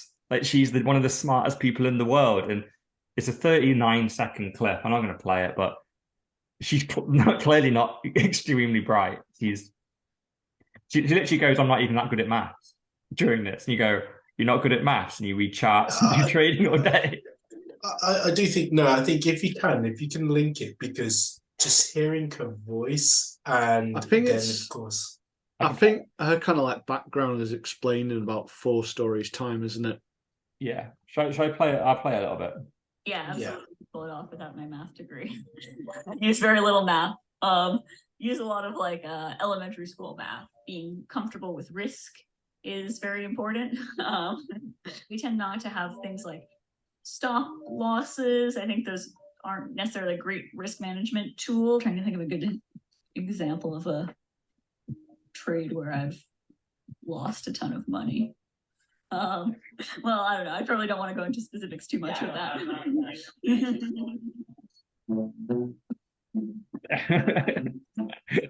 As always, it's always there. it was in plain sight. Like, yeah, who like would? It's so weird, isn't it? Now that it's all happened, it's so obvious, but just what the hell? Like, how is this person like seriously looking after billions of dollars? And no one was worried. She does look like a 12, 13-year-old girl, by the way, as well. Yeah. And then the next link we've got is another seemingly arm, which is very yeah, so actually it's the next 2 stories, right? So yes, Alameda Research is what their name. But this tweet is actually, I think, slightly wrong, because they say they didn't trade crypto as far as we can tell. They definitely did. That's factually incorrect. They were very, very big traders. They were on adding liquidity on loads of exchanges and very, very big traders. Not whether they were winning or losing, who knows, but they were very big traders. What they have also found is that Alameda has invested in 448 venture stage startups. Nearly all of them have 1 to 10 employees and 0 documents. And on one of so they're all kind of DeFi shitcoin type projects. And part of the conditions of the investment from Alameda was you need to store your treasury of the money we're giving you on FTX.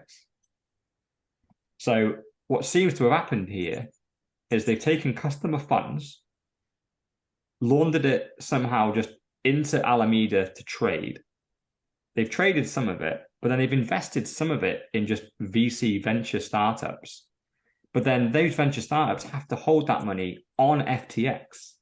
So now the money's back on FTX, but technically now FTX own the money because it's gone through this weird loop and it's not customer funds anymore. There's also, I can't remember which story it's in, but FTX lent Alameda 10 billion. I've seen that somewhere as well.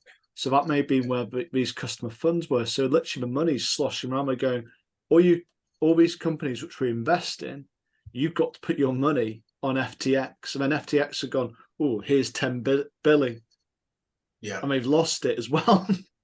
Yeah. And what it seems like is a lot of these companies they've invested in weren't real companies. They're just shell companies. They're just a way of, they're just mechanisms to put money in, get it back to FTX, and then those funds now can just be claimed as their own because there's no one in the company. So they are. So this is pretty much expanding from, rather than taking out their investing funds and getting that $1 billion, which we talked about a couple of stories ago, it's now they took most of the money out, so they went bankrupt because they were siphoning off the money from the get-go. It wasn't just incompetence, is how this reads now. Oh, this Correct. is 100%. Because I've just sent in the chat, and again we can link in the show notes a map of the structure of FTX's corporate structure as of March 2022. And at that point, I can't even count how many there are. There's about like maybe 50 or so companies.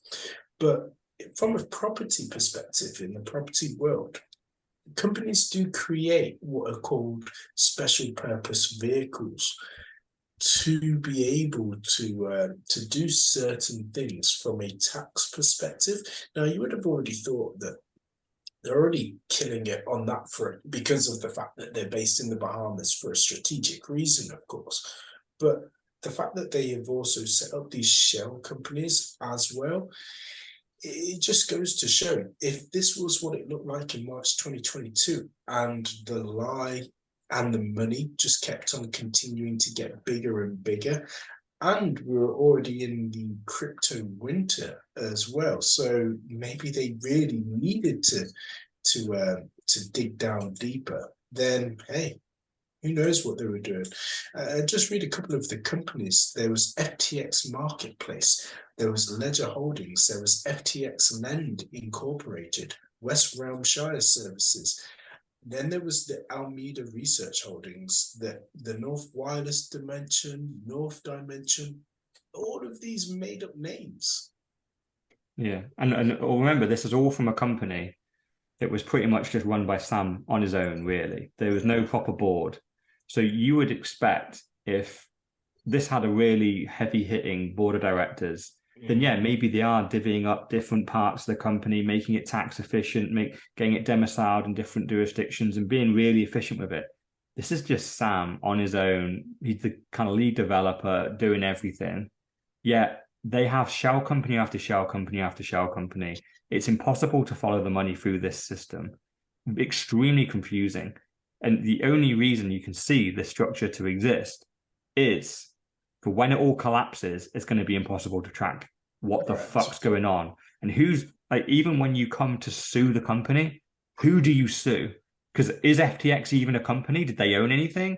Or is it Ledger Incorporated that owned the money? Or is it the FTX Exchange Incorporated company? There's 50 companies to sue. And you don't know, if you miss one, they're like, haha, you missed one, the money's actually over here. You go, they could just run you in circles in the courts for decades.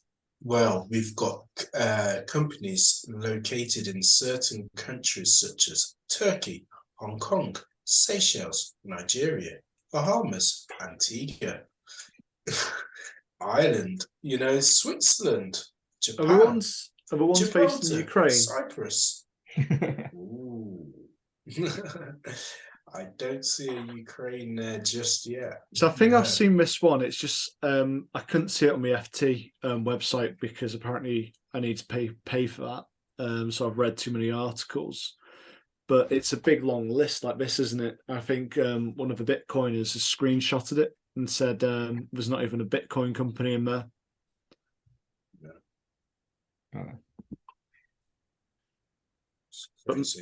But maybe going back to Caroline, maybe that's why she was employed, because she was a dipshit. Well, interesting. She only became CEO, by the way, in September. So I think she's been brought in as the full woman. And there was a different guy who I used to know, actually, like not personally, but I watched him on numerous podcasts as the original quant for Alameda. And he left in September. And he did come across a bit like Sam, one of these almost like autistic guys that you go, maybe he's a genius, I don't know. But Caroline just comes across as a nerd who isn't particularly smart. So I think she's the full woman. He's got out of Dodge, gone, congratulations, Caroline, you're CEO now. And then within 2 months, it's all gone to shit. And now everyone's after Caroline. And that also aligns to the vice president moving, who we were talking about before in September. Yeah.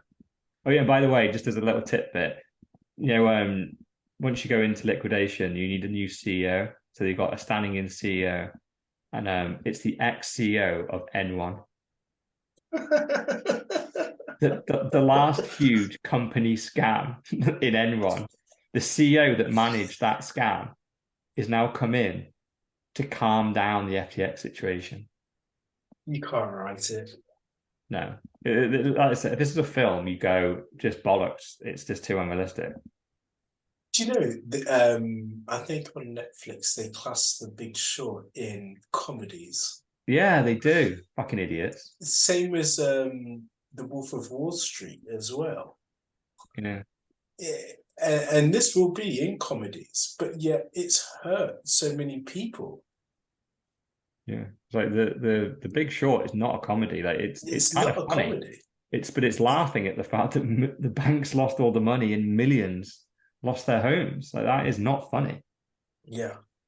But yeah, should we go into conspiracy theory land then? Let's start figuring these ones out. Let's do it. Yeah, let's wind it up with conspiracies. So this is about how come SBF and Caroline have links to the head of the SEC and the Democrats. This is where I think they may get away with it because of this. So the first story is, so I'm just waiting for it to load so I can actually make sure I'm reading the right way. So Caroline's dad was a lecturer at MIT, well, head of economics, and Gary Gensler, who's is he the head of the SEC now? Yep. Worked at MIT, so through the same time frame. So there's a massive link there. So SEC, correct me if I'm wrong with like the stuff within America, but they would be the type of organization or rather authority who would investigate FTX, wouldn't they? Oh, the SEC is literally they investigate financial fraud. Yeah. So Caroline's dad here is the boss of Gary Gensler, and Gary Gensler is now the head of the SEC. So he is the guy. If Caroline and Sam are going to get prosecuted, Gary would be one of the key guys that decides whether they do or not. Yet Caroline's dad used to be his boss for a decade. So straight away, you've got a massive conflict of interest there.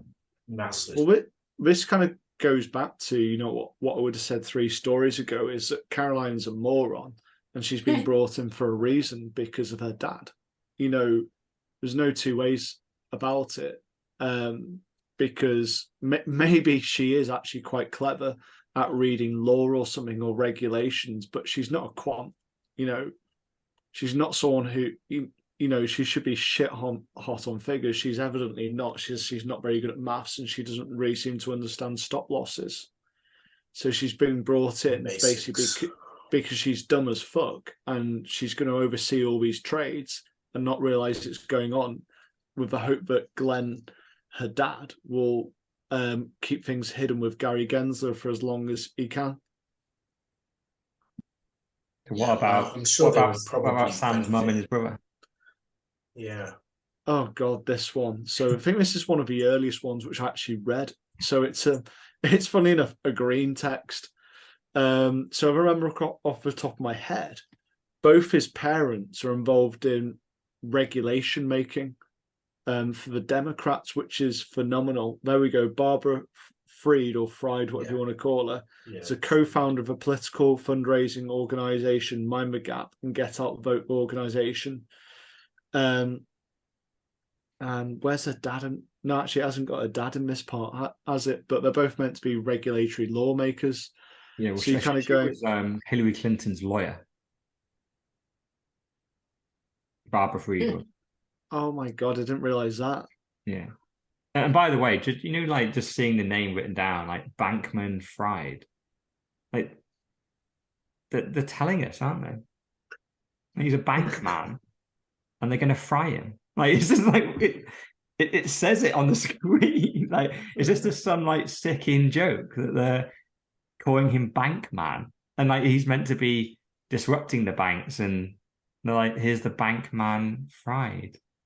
Just, I don't know, there's so much hiding in plain sight here. And then, and who's his brother? Do we have the next?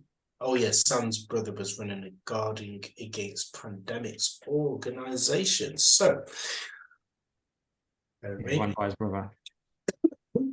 So, Sam Bankman-Fried created and funded an organization known as Guarding Against Pandemics to be run by his brother. The organization worked to lobby the Biden administration for a cool $30 billion allocation. So SBF and FTX donated over 11 million to Biden, over 60 million to other campaigns as well. So on this green text, obviously I don't know the dates, how accurate they are, so it is a conspiracy, but April 25th, 2019, Joe Biden announces his presidential campaign. 13 days later, on May the 8th, 2019, Sam Bankman-Fried launches the FTX crypto exchange. And it's an overnight exchange which enables him to become the second biggest donor to the Biden campaign. Guess who's number one? I know who's number one. George Soros. The name that you hadn't heard like about a year ago, and now whenever there's something corrupt going on, his name just keeps coming up. Yeah. And it's weird, isn't it? It's a follow-up bit of this. It's got B. Mrs. Fried, so his mum, launched totally grassroots Democrat campaign in July 2018. Wonder how you're going to raise enough funds to make a difference. Son coincidentally becomes a multi-billionaire a few months later. Yeah. And it's just kind of going, because FTX did come from nowhere. Because actually weirdly, yeah, we've actually, I've missed a massive story off here, because what we need to include in this part is, well, where did he get the money from, and where is the corruption around the Democrats? And one of the big things that's missing here is the Ukraine element. So yes, there's a shit ton of money that went from the Democratic Party. Like, we're talking tens of billions, and they sent that to Ukraine. And also, Ukraine asked for. It wasn't the Democrats. It was the US. It was the US government, wasn't it? Yeah, the US government, which were currently a Democratic-led party. Yeah. So from Biden, right? Biden was the one signing off on this. Post-war, and they also were taking crypto donations from the Ukraine, and they raised tens, if not hundreds of millions worth of crypto donations. FTX were the ones that were storing the donations for the Ukraine. So when you suddenly look at this money, you go, well, hold on. The Democrats were sending cash to Ukraine, and and then Sam was sending cash to them. It was then going to the Ukraine, getting converted into crypto, and then FTX were then donating it back again. It was like this one big money laundering. But from my understanding is they're funding the campaigns for the Democrats. So the government, here's one take, so I'm sure there's plenty on this one. The government going, here's money for Ukraine. FTX takes it. They give a bit to Ukraine. And then they also bring a load back and go, oh, this is our donation as FTX to the Democrats. So they're actually funding the campaigns to Democrats as well as giving them a backhander. So everyone's getting that. So, Democrats need money to market to the whole of USA, and they're basically taking government money to do it. But I'm sure there's plenty of takes on this because it's not clear cut at all. But something's definitely very suspicious. At the very least, what I would expect here is the money that has been given to the Biden campaign, they need to reject that money. And really, they should put that into a fund to go, that is for the liquidators of the FTX company. If and when that money gets returned to customers, we will give it back, because he clearly did not own this money. This is laundered money. So we will put it here in a holding pattern and essentially go, we won't touch it. Once liquidators come in, they can have it back. I know they won't. There's no chance that the Democratic Party are going to do that. But they literally have got FTX customer funds, and they've just spent it on advertising Biden on TV. Yeah, and that's possibly the best way of looking at the funds, isn't it? Like, there could be other various conspiracies which you could draw from this, which would probably be. Therefore, this keeps him out of jail. Yeah, well, this is why I said at the beginning, if he goes down and gets a trial in front of the media and gets like 400 years, then I go, these conspiracies are wrong. This is a coincidence. He was a bit of a political guy, threw some money over the fence to try and make some friends, but really he's just an outright scammer, and he's a rogue scammer though. But there seemed to be, like, with Caroline's dad knowing Gary Gensler, with his mum being the lawyer of Hillary Clinton and being a big donator of the Democratic Party himself, it's just, there's so many ties right to the top. Like, this isn't just grassroots politics where his mum like campaigned as a Democratic one time. It's like, no, she was right up there with Hillary Clinton. And then Caroline's dad, his direct connection to the head of the SEC. You go, if there's anyone that could be set up to basically go, look, we're going to pump you up as a crypto guy. We're going to send you in. We're going to big you up into this massive platform. We're going to get loads of money through. We're going to do some money laundering for a period of time. But basically what we're going to do is get a shit ton of customer funds. We're going to put your name everywhere. And then we're going to steal every fucking penny and crash the whole thing and teach all those fuckers that don't like the US dollar a lesson. Because that's what's happened, isn't it? Comments below if this show goes out. If this show goes out. Because what's better, right? Yeah. This is like the Trojan horse, isn't it? You know, how do you bring something down? It's very hard to regulate it from the outside and bring it down from the outside. It's much smarter to be friends and start building from the inside and then implode it. And that is the main conspiracy theory that's going around right now, where Sam was literally brought in to crash Bitcoin and crypto into the ground, ruin its reputation, steal the bulk of customer funds, and just finish it. I don't really listen to like mainstream media news, and it doesn't really feel like they've even cottoned on and caught on to this, you know, outside of what I might listen to or read, like, for example, on Twitter. But do you guys have any sense on what they're saying? They've mentioned it. They've and they always tie it to Bitcoin. CNBC and they tie it to Bitcoin, because I saw my parents the other day and my dad was like, "Oh my god, FTX has gone down, and is my Bitcoin okay?" I'm like, "Yeah, it's fine." Because you just saw some headlines, and weirdly, we use the Blockfolio app to track the price of Bitcoin. So I've weirdly got the Blockfolio app, which was acquired by FTX. So the Blockfolio logo changed to FTX. So he had it on his phone. He thought, "Oh, this app's gone bust," and it's like, "Oh yeah, it did." And he was like, "I was clicking it, and it didn't work for 2 days." I'm like, "Oh, okay." He's checking the price of Bitcoin, probably seeing how much money he'd lost. And so yeah, it's definitely on the news, but yeah, they're not reporting it properly. It's just not properly, yeah. It's because they're so sensationalist about Bitcoin all the time, saying we're boiling the oceans, we're enabling terrorism, money laundering. Slow. It's like the boy that cried wolf, isn't it? So when something big like this happens, they put it on the news and go, "This is massive." And then if you're not into this space, you go, "It's massive every week." Like, isn't Bitcoin dead now because it's boiling the oceans? That's what you told us 6 months ago.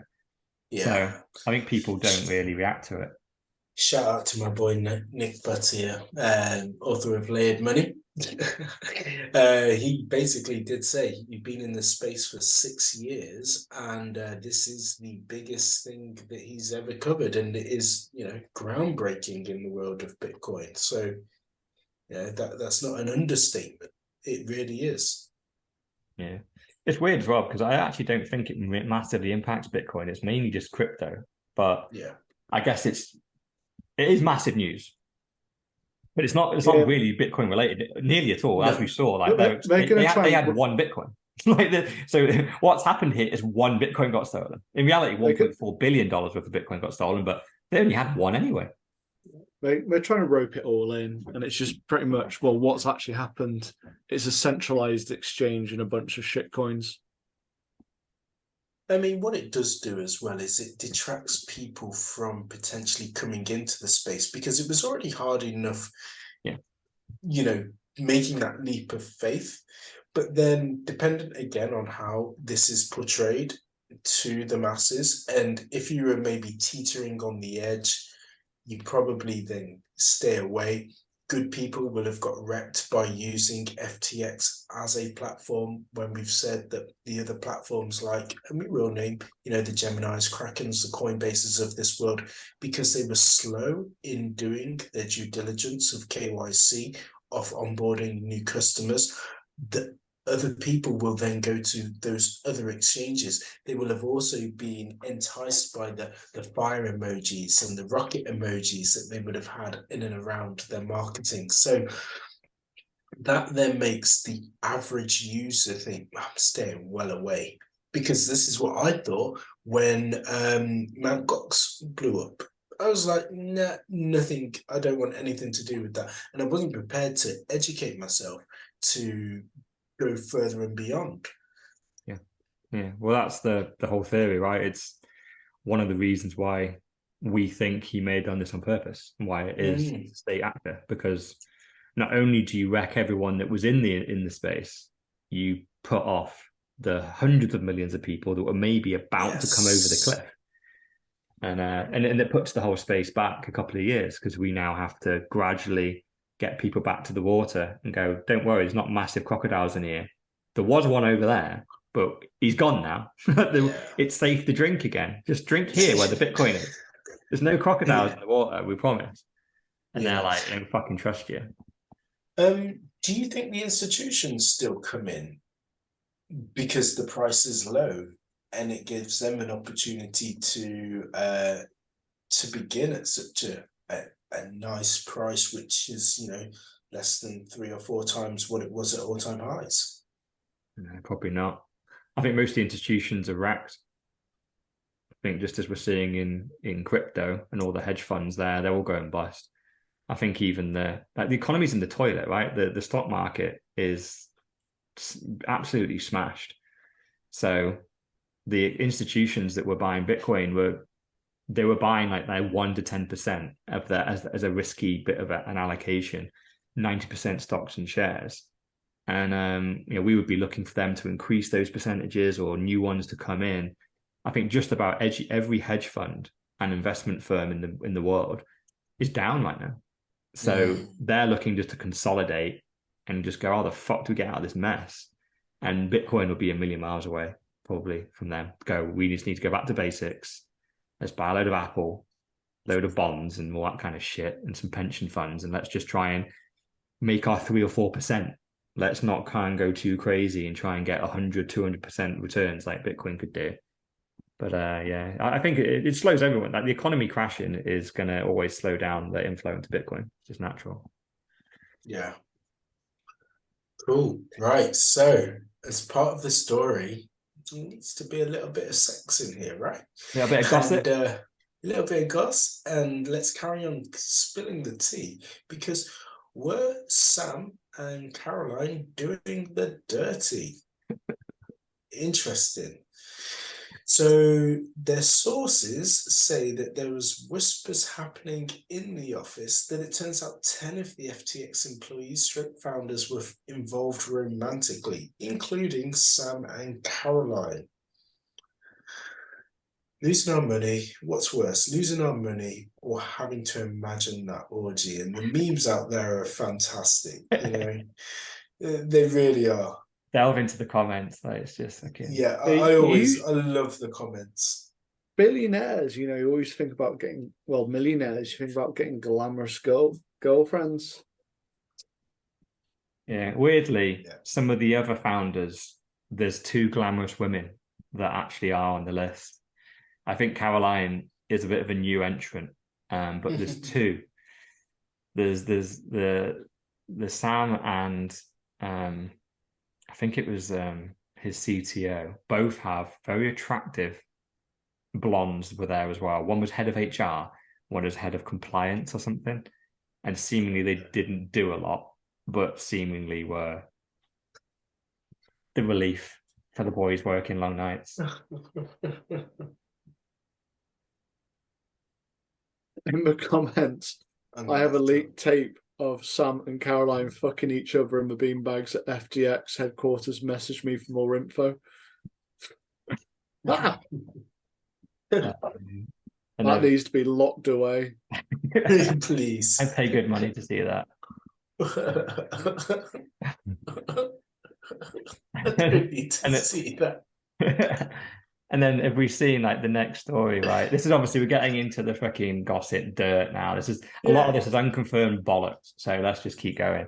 But there's a little scrap of what seems like a medication box on one of Sam's desks when one of his like PR pictures were being done.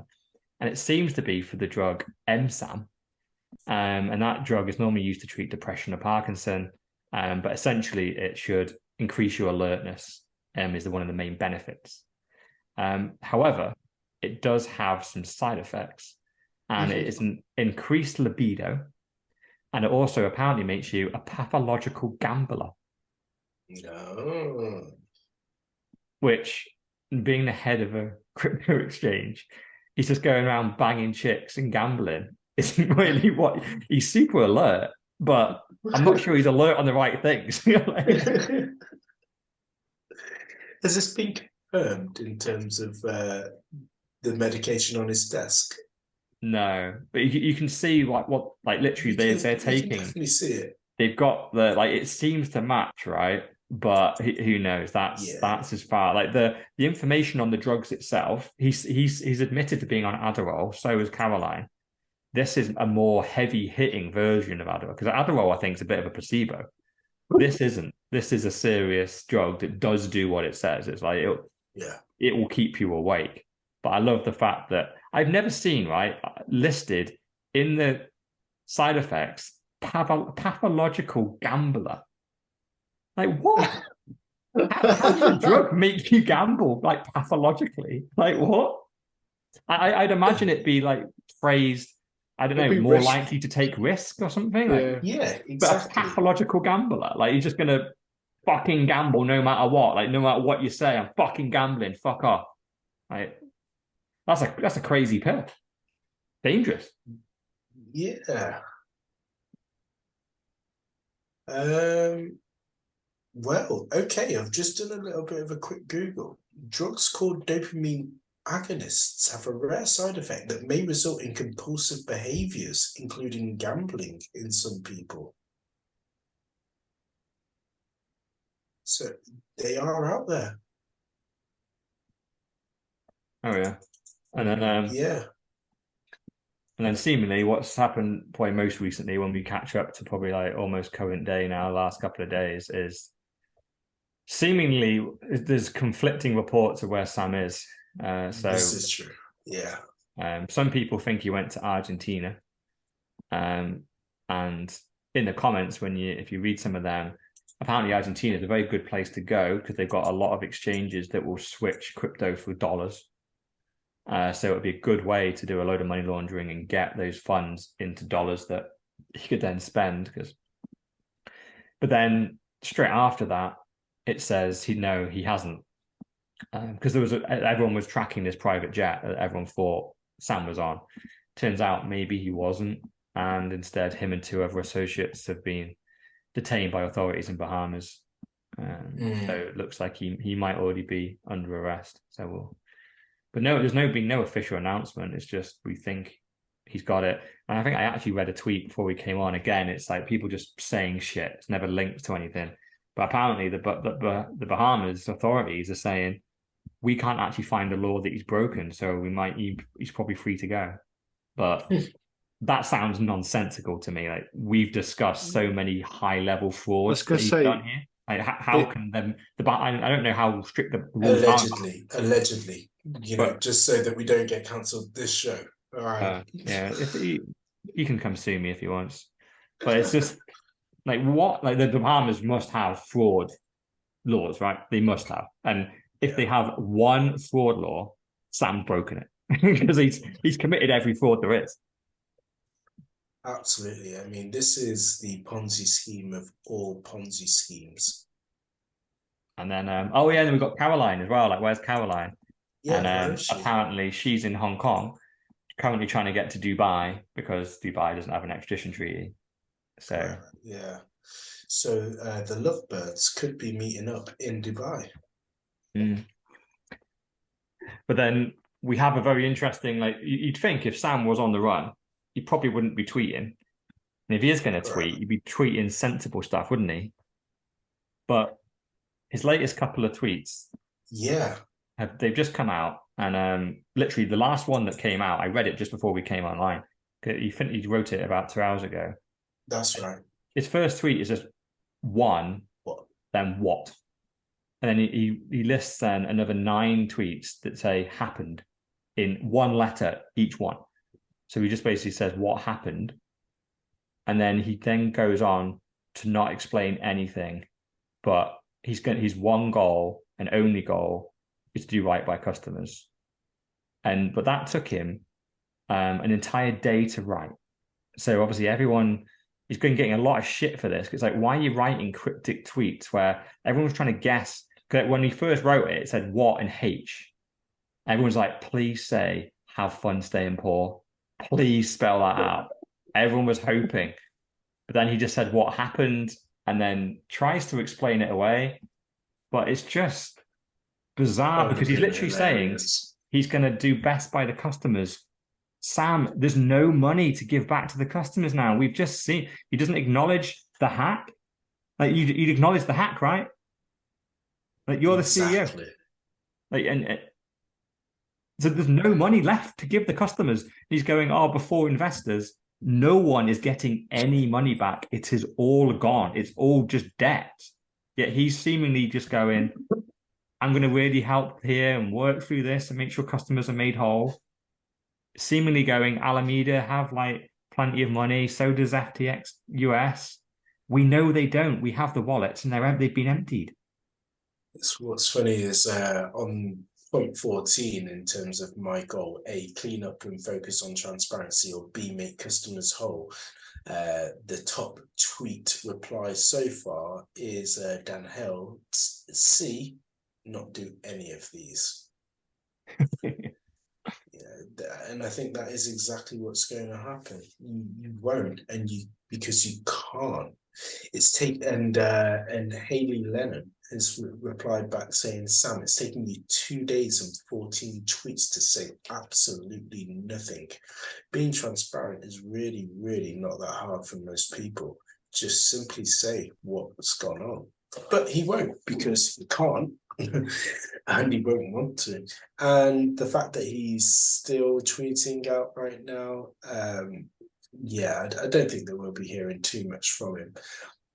What might be interesting is if people are really trying to track where these tweets are coming from. I'm sure the FBI have got some sort of way to do this.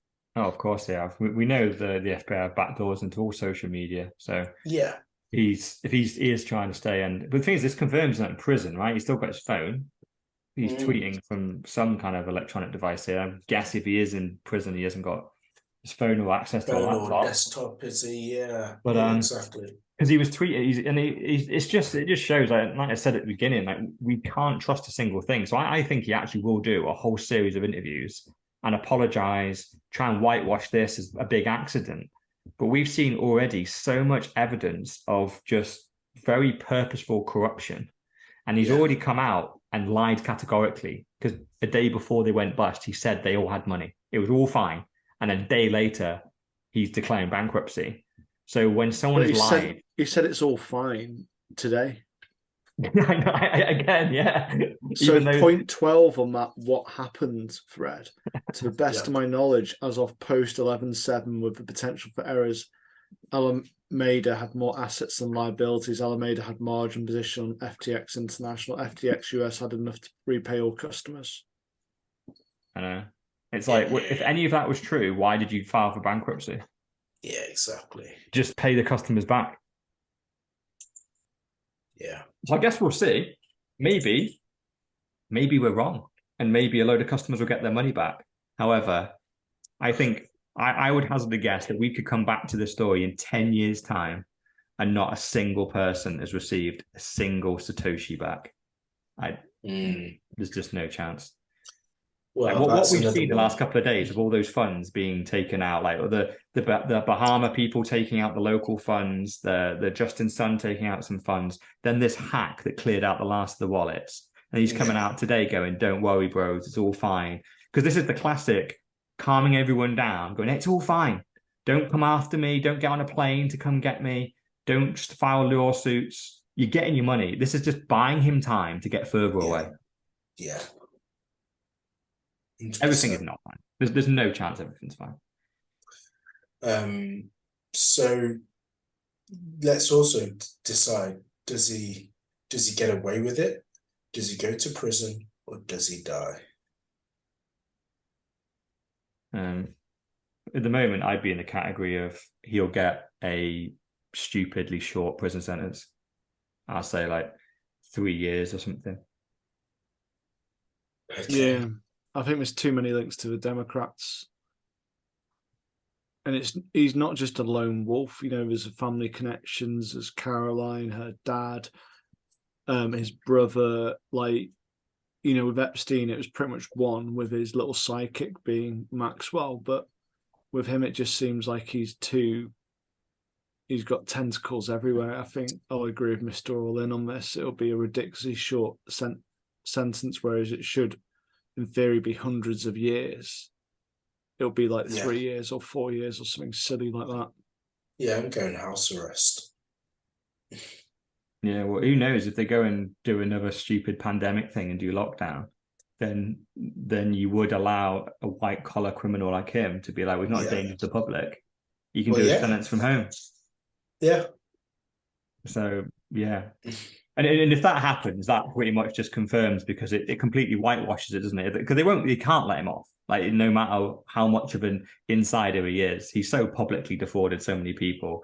You have to punish him, but it's just, do they come after him with the full force? Because we've seen them come after Bitcoiners and crypto people harshly. They throw the book at anyone in this space. The second we overstep a line, you know, I've seen plenty of people that have been trying to buy and sell Bitcoin without being a financial institution, without doing KYC and AML, and they come after them on the money laundering laws and put them in prison for 10, 15, 20 years just for a couple of trades that were over the limit without registering KYC and being a financial institution.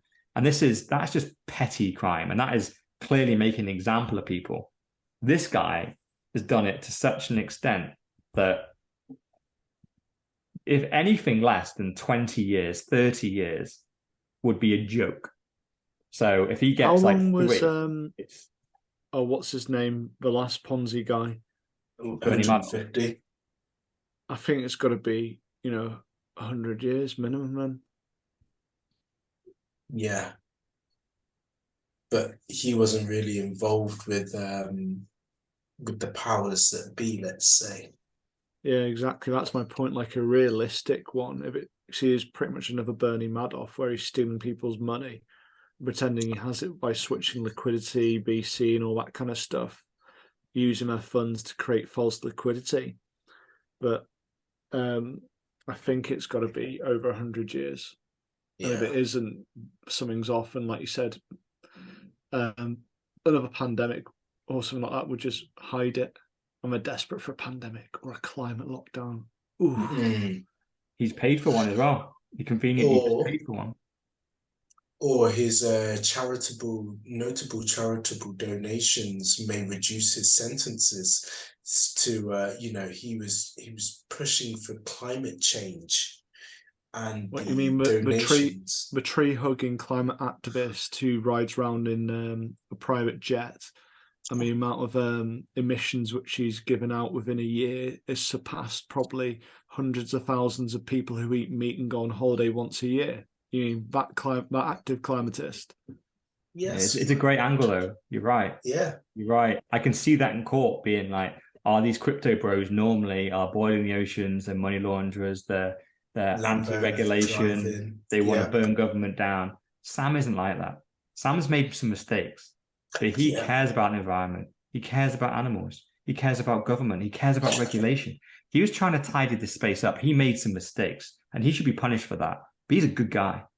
So we're going to give him 3 years. He's punished himself. Punished himself. Look how sad he is. He fucked Caroline. He tweeted sorry. That says it all. Why?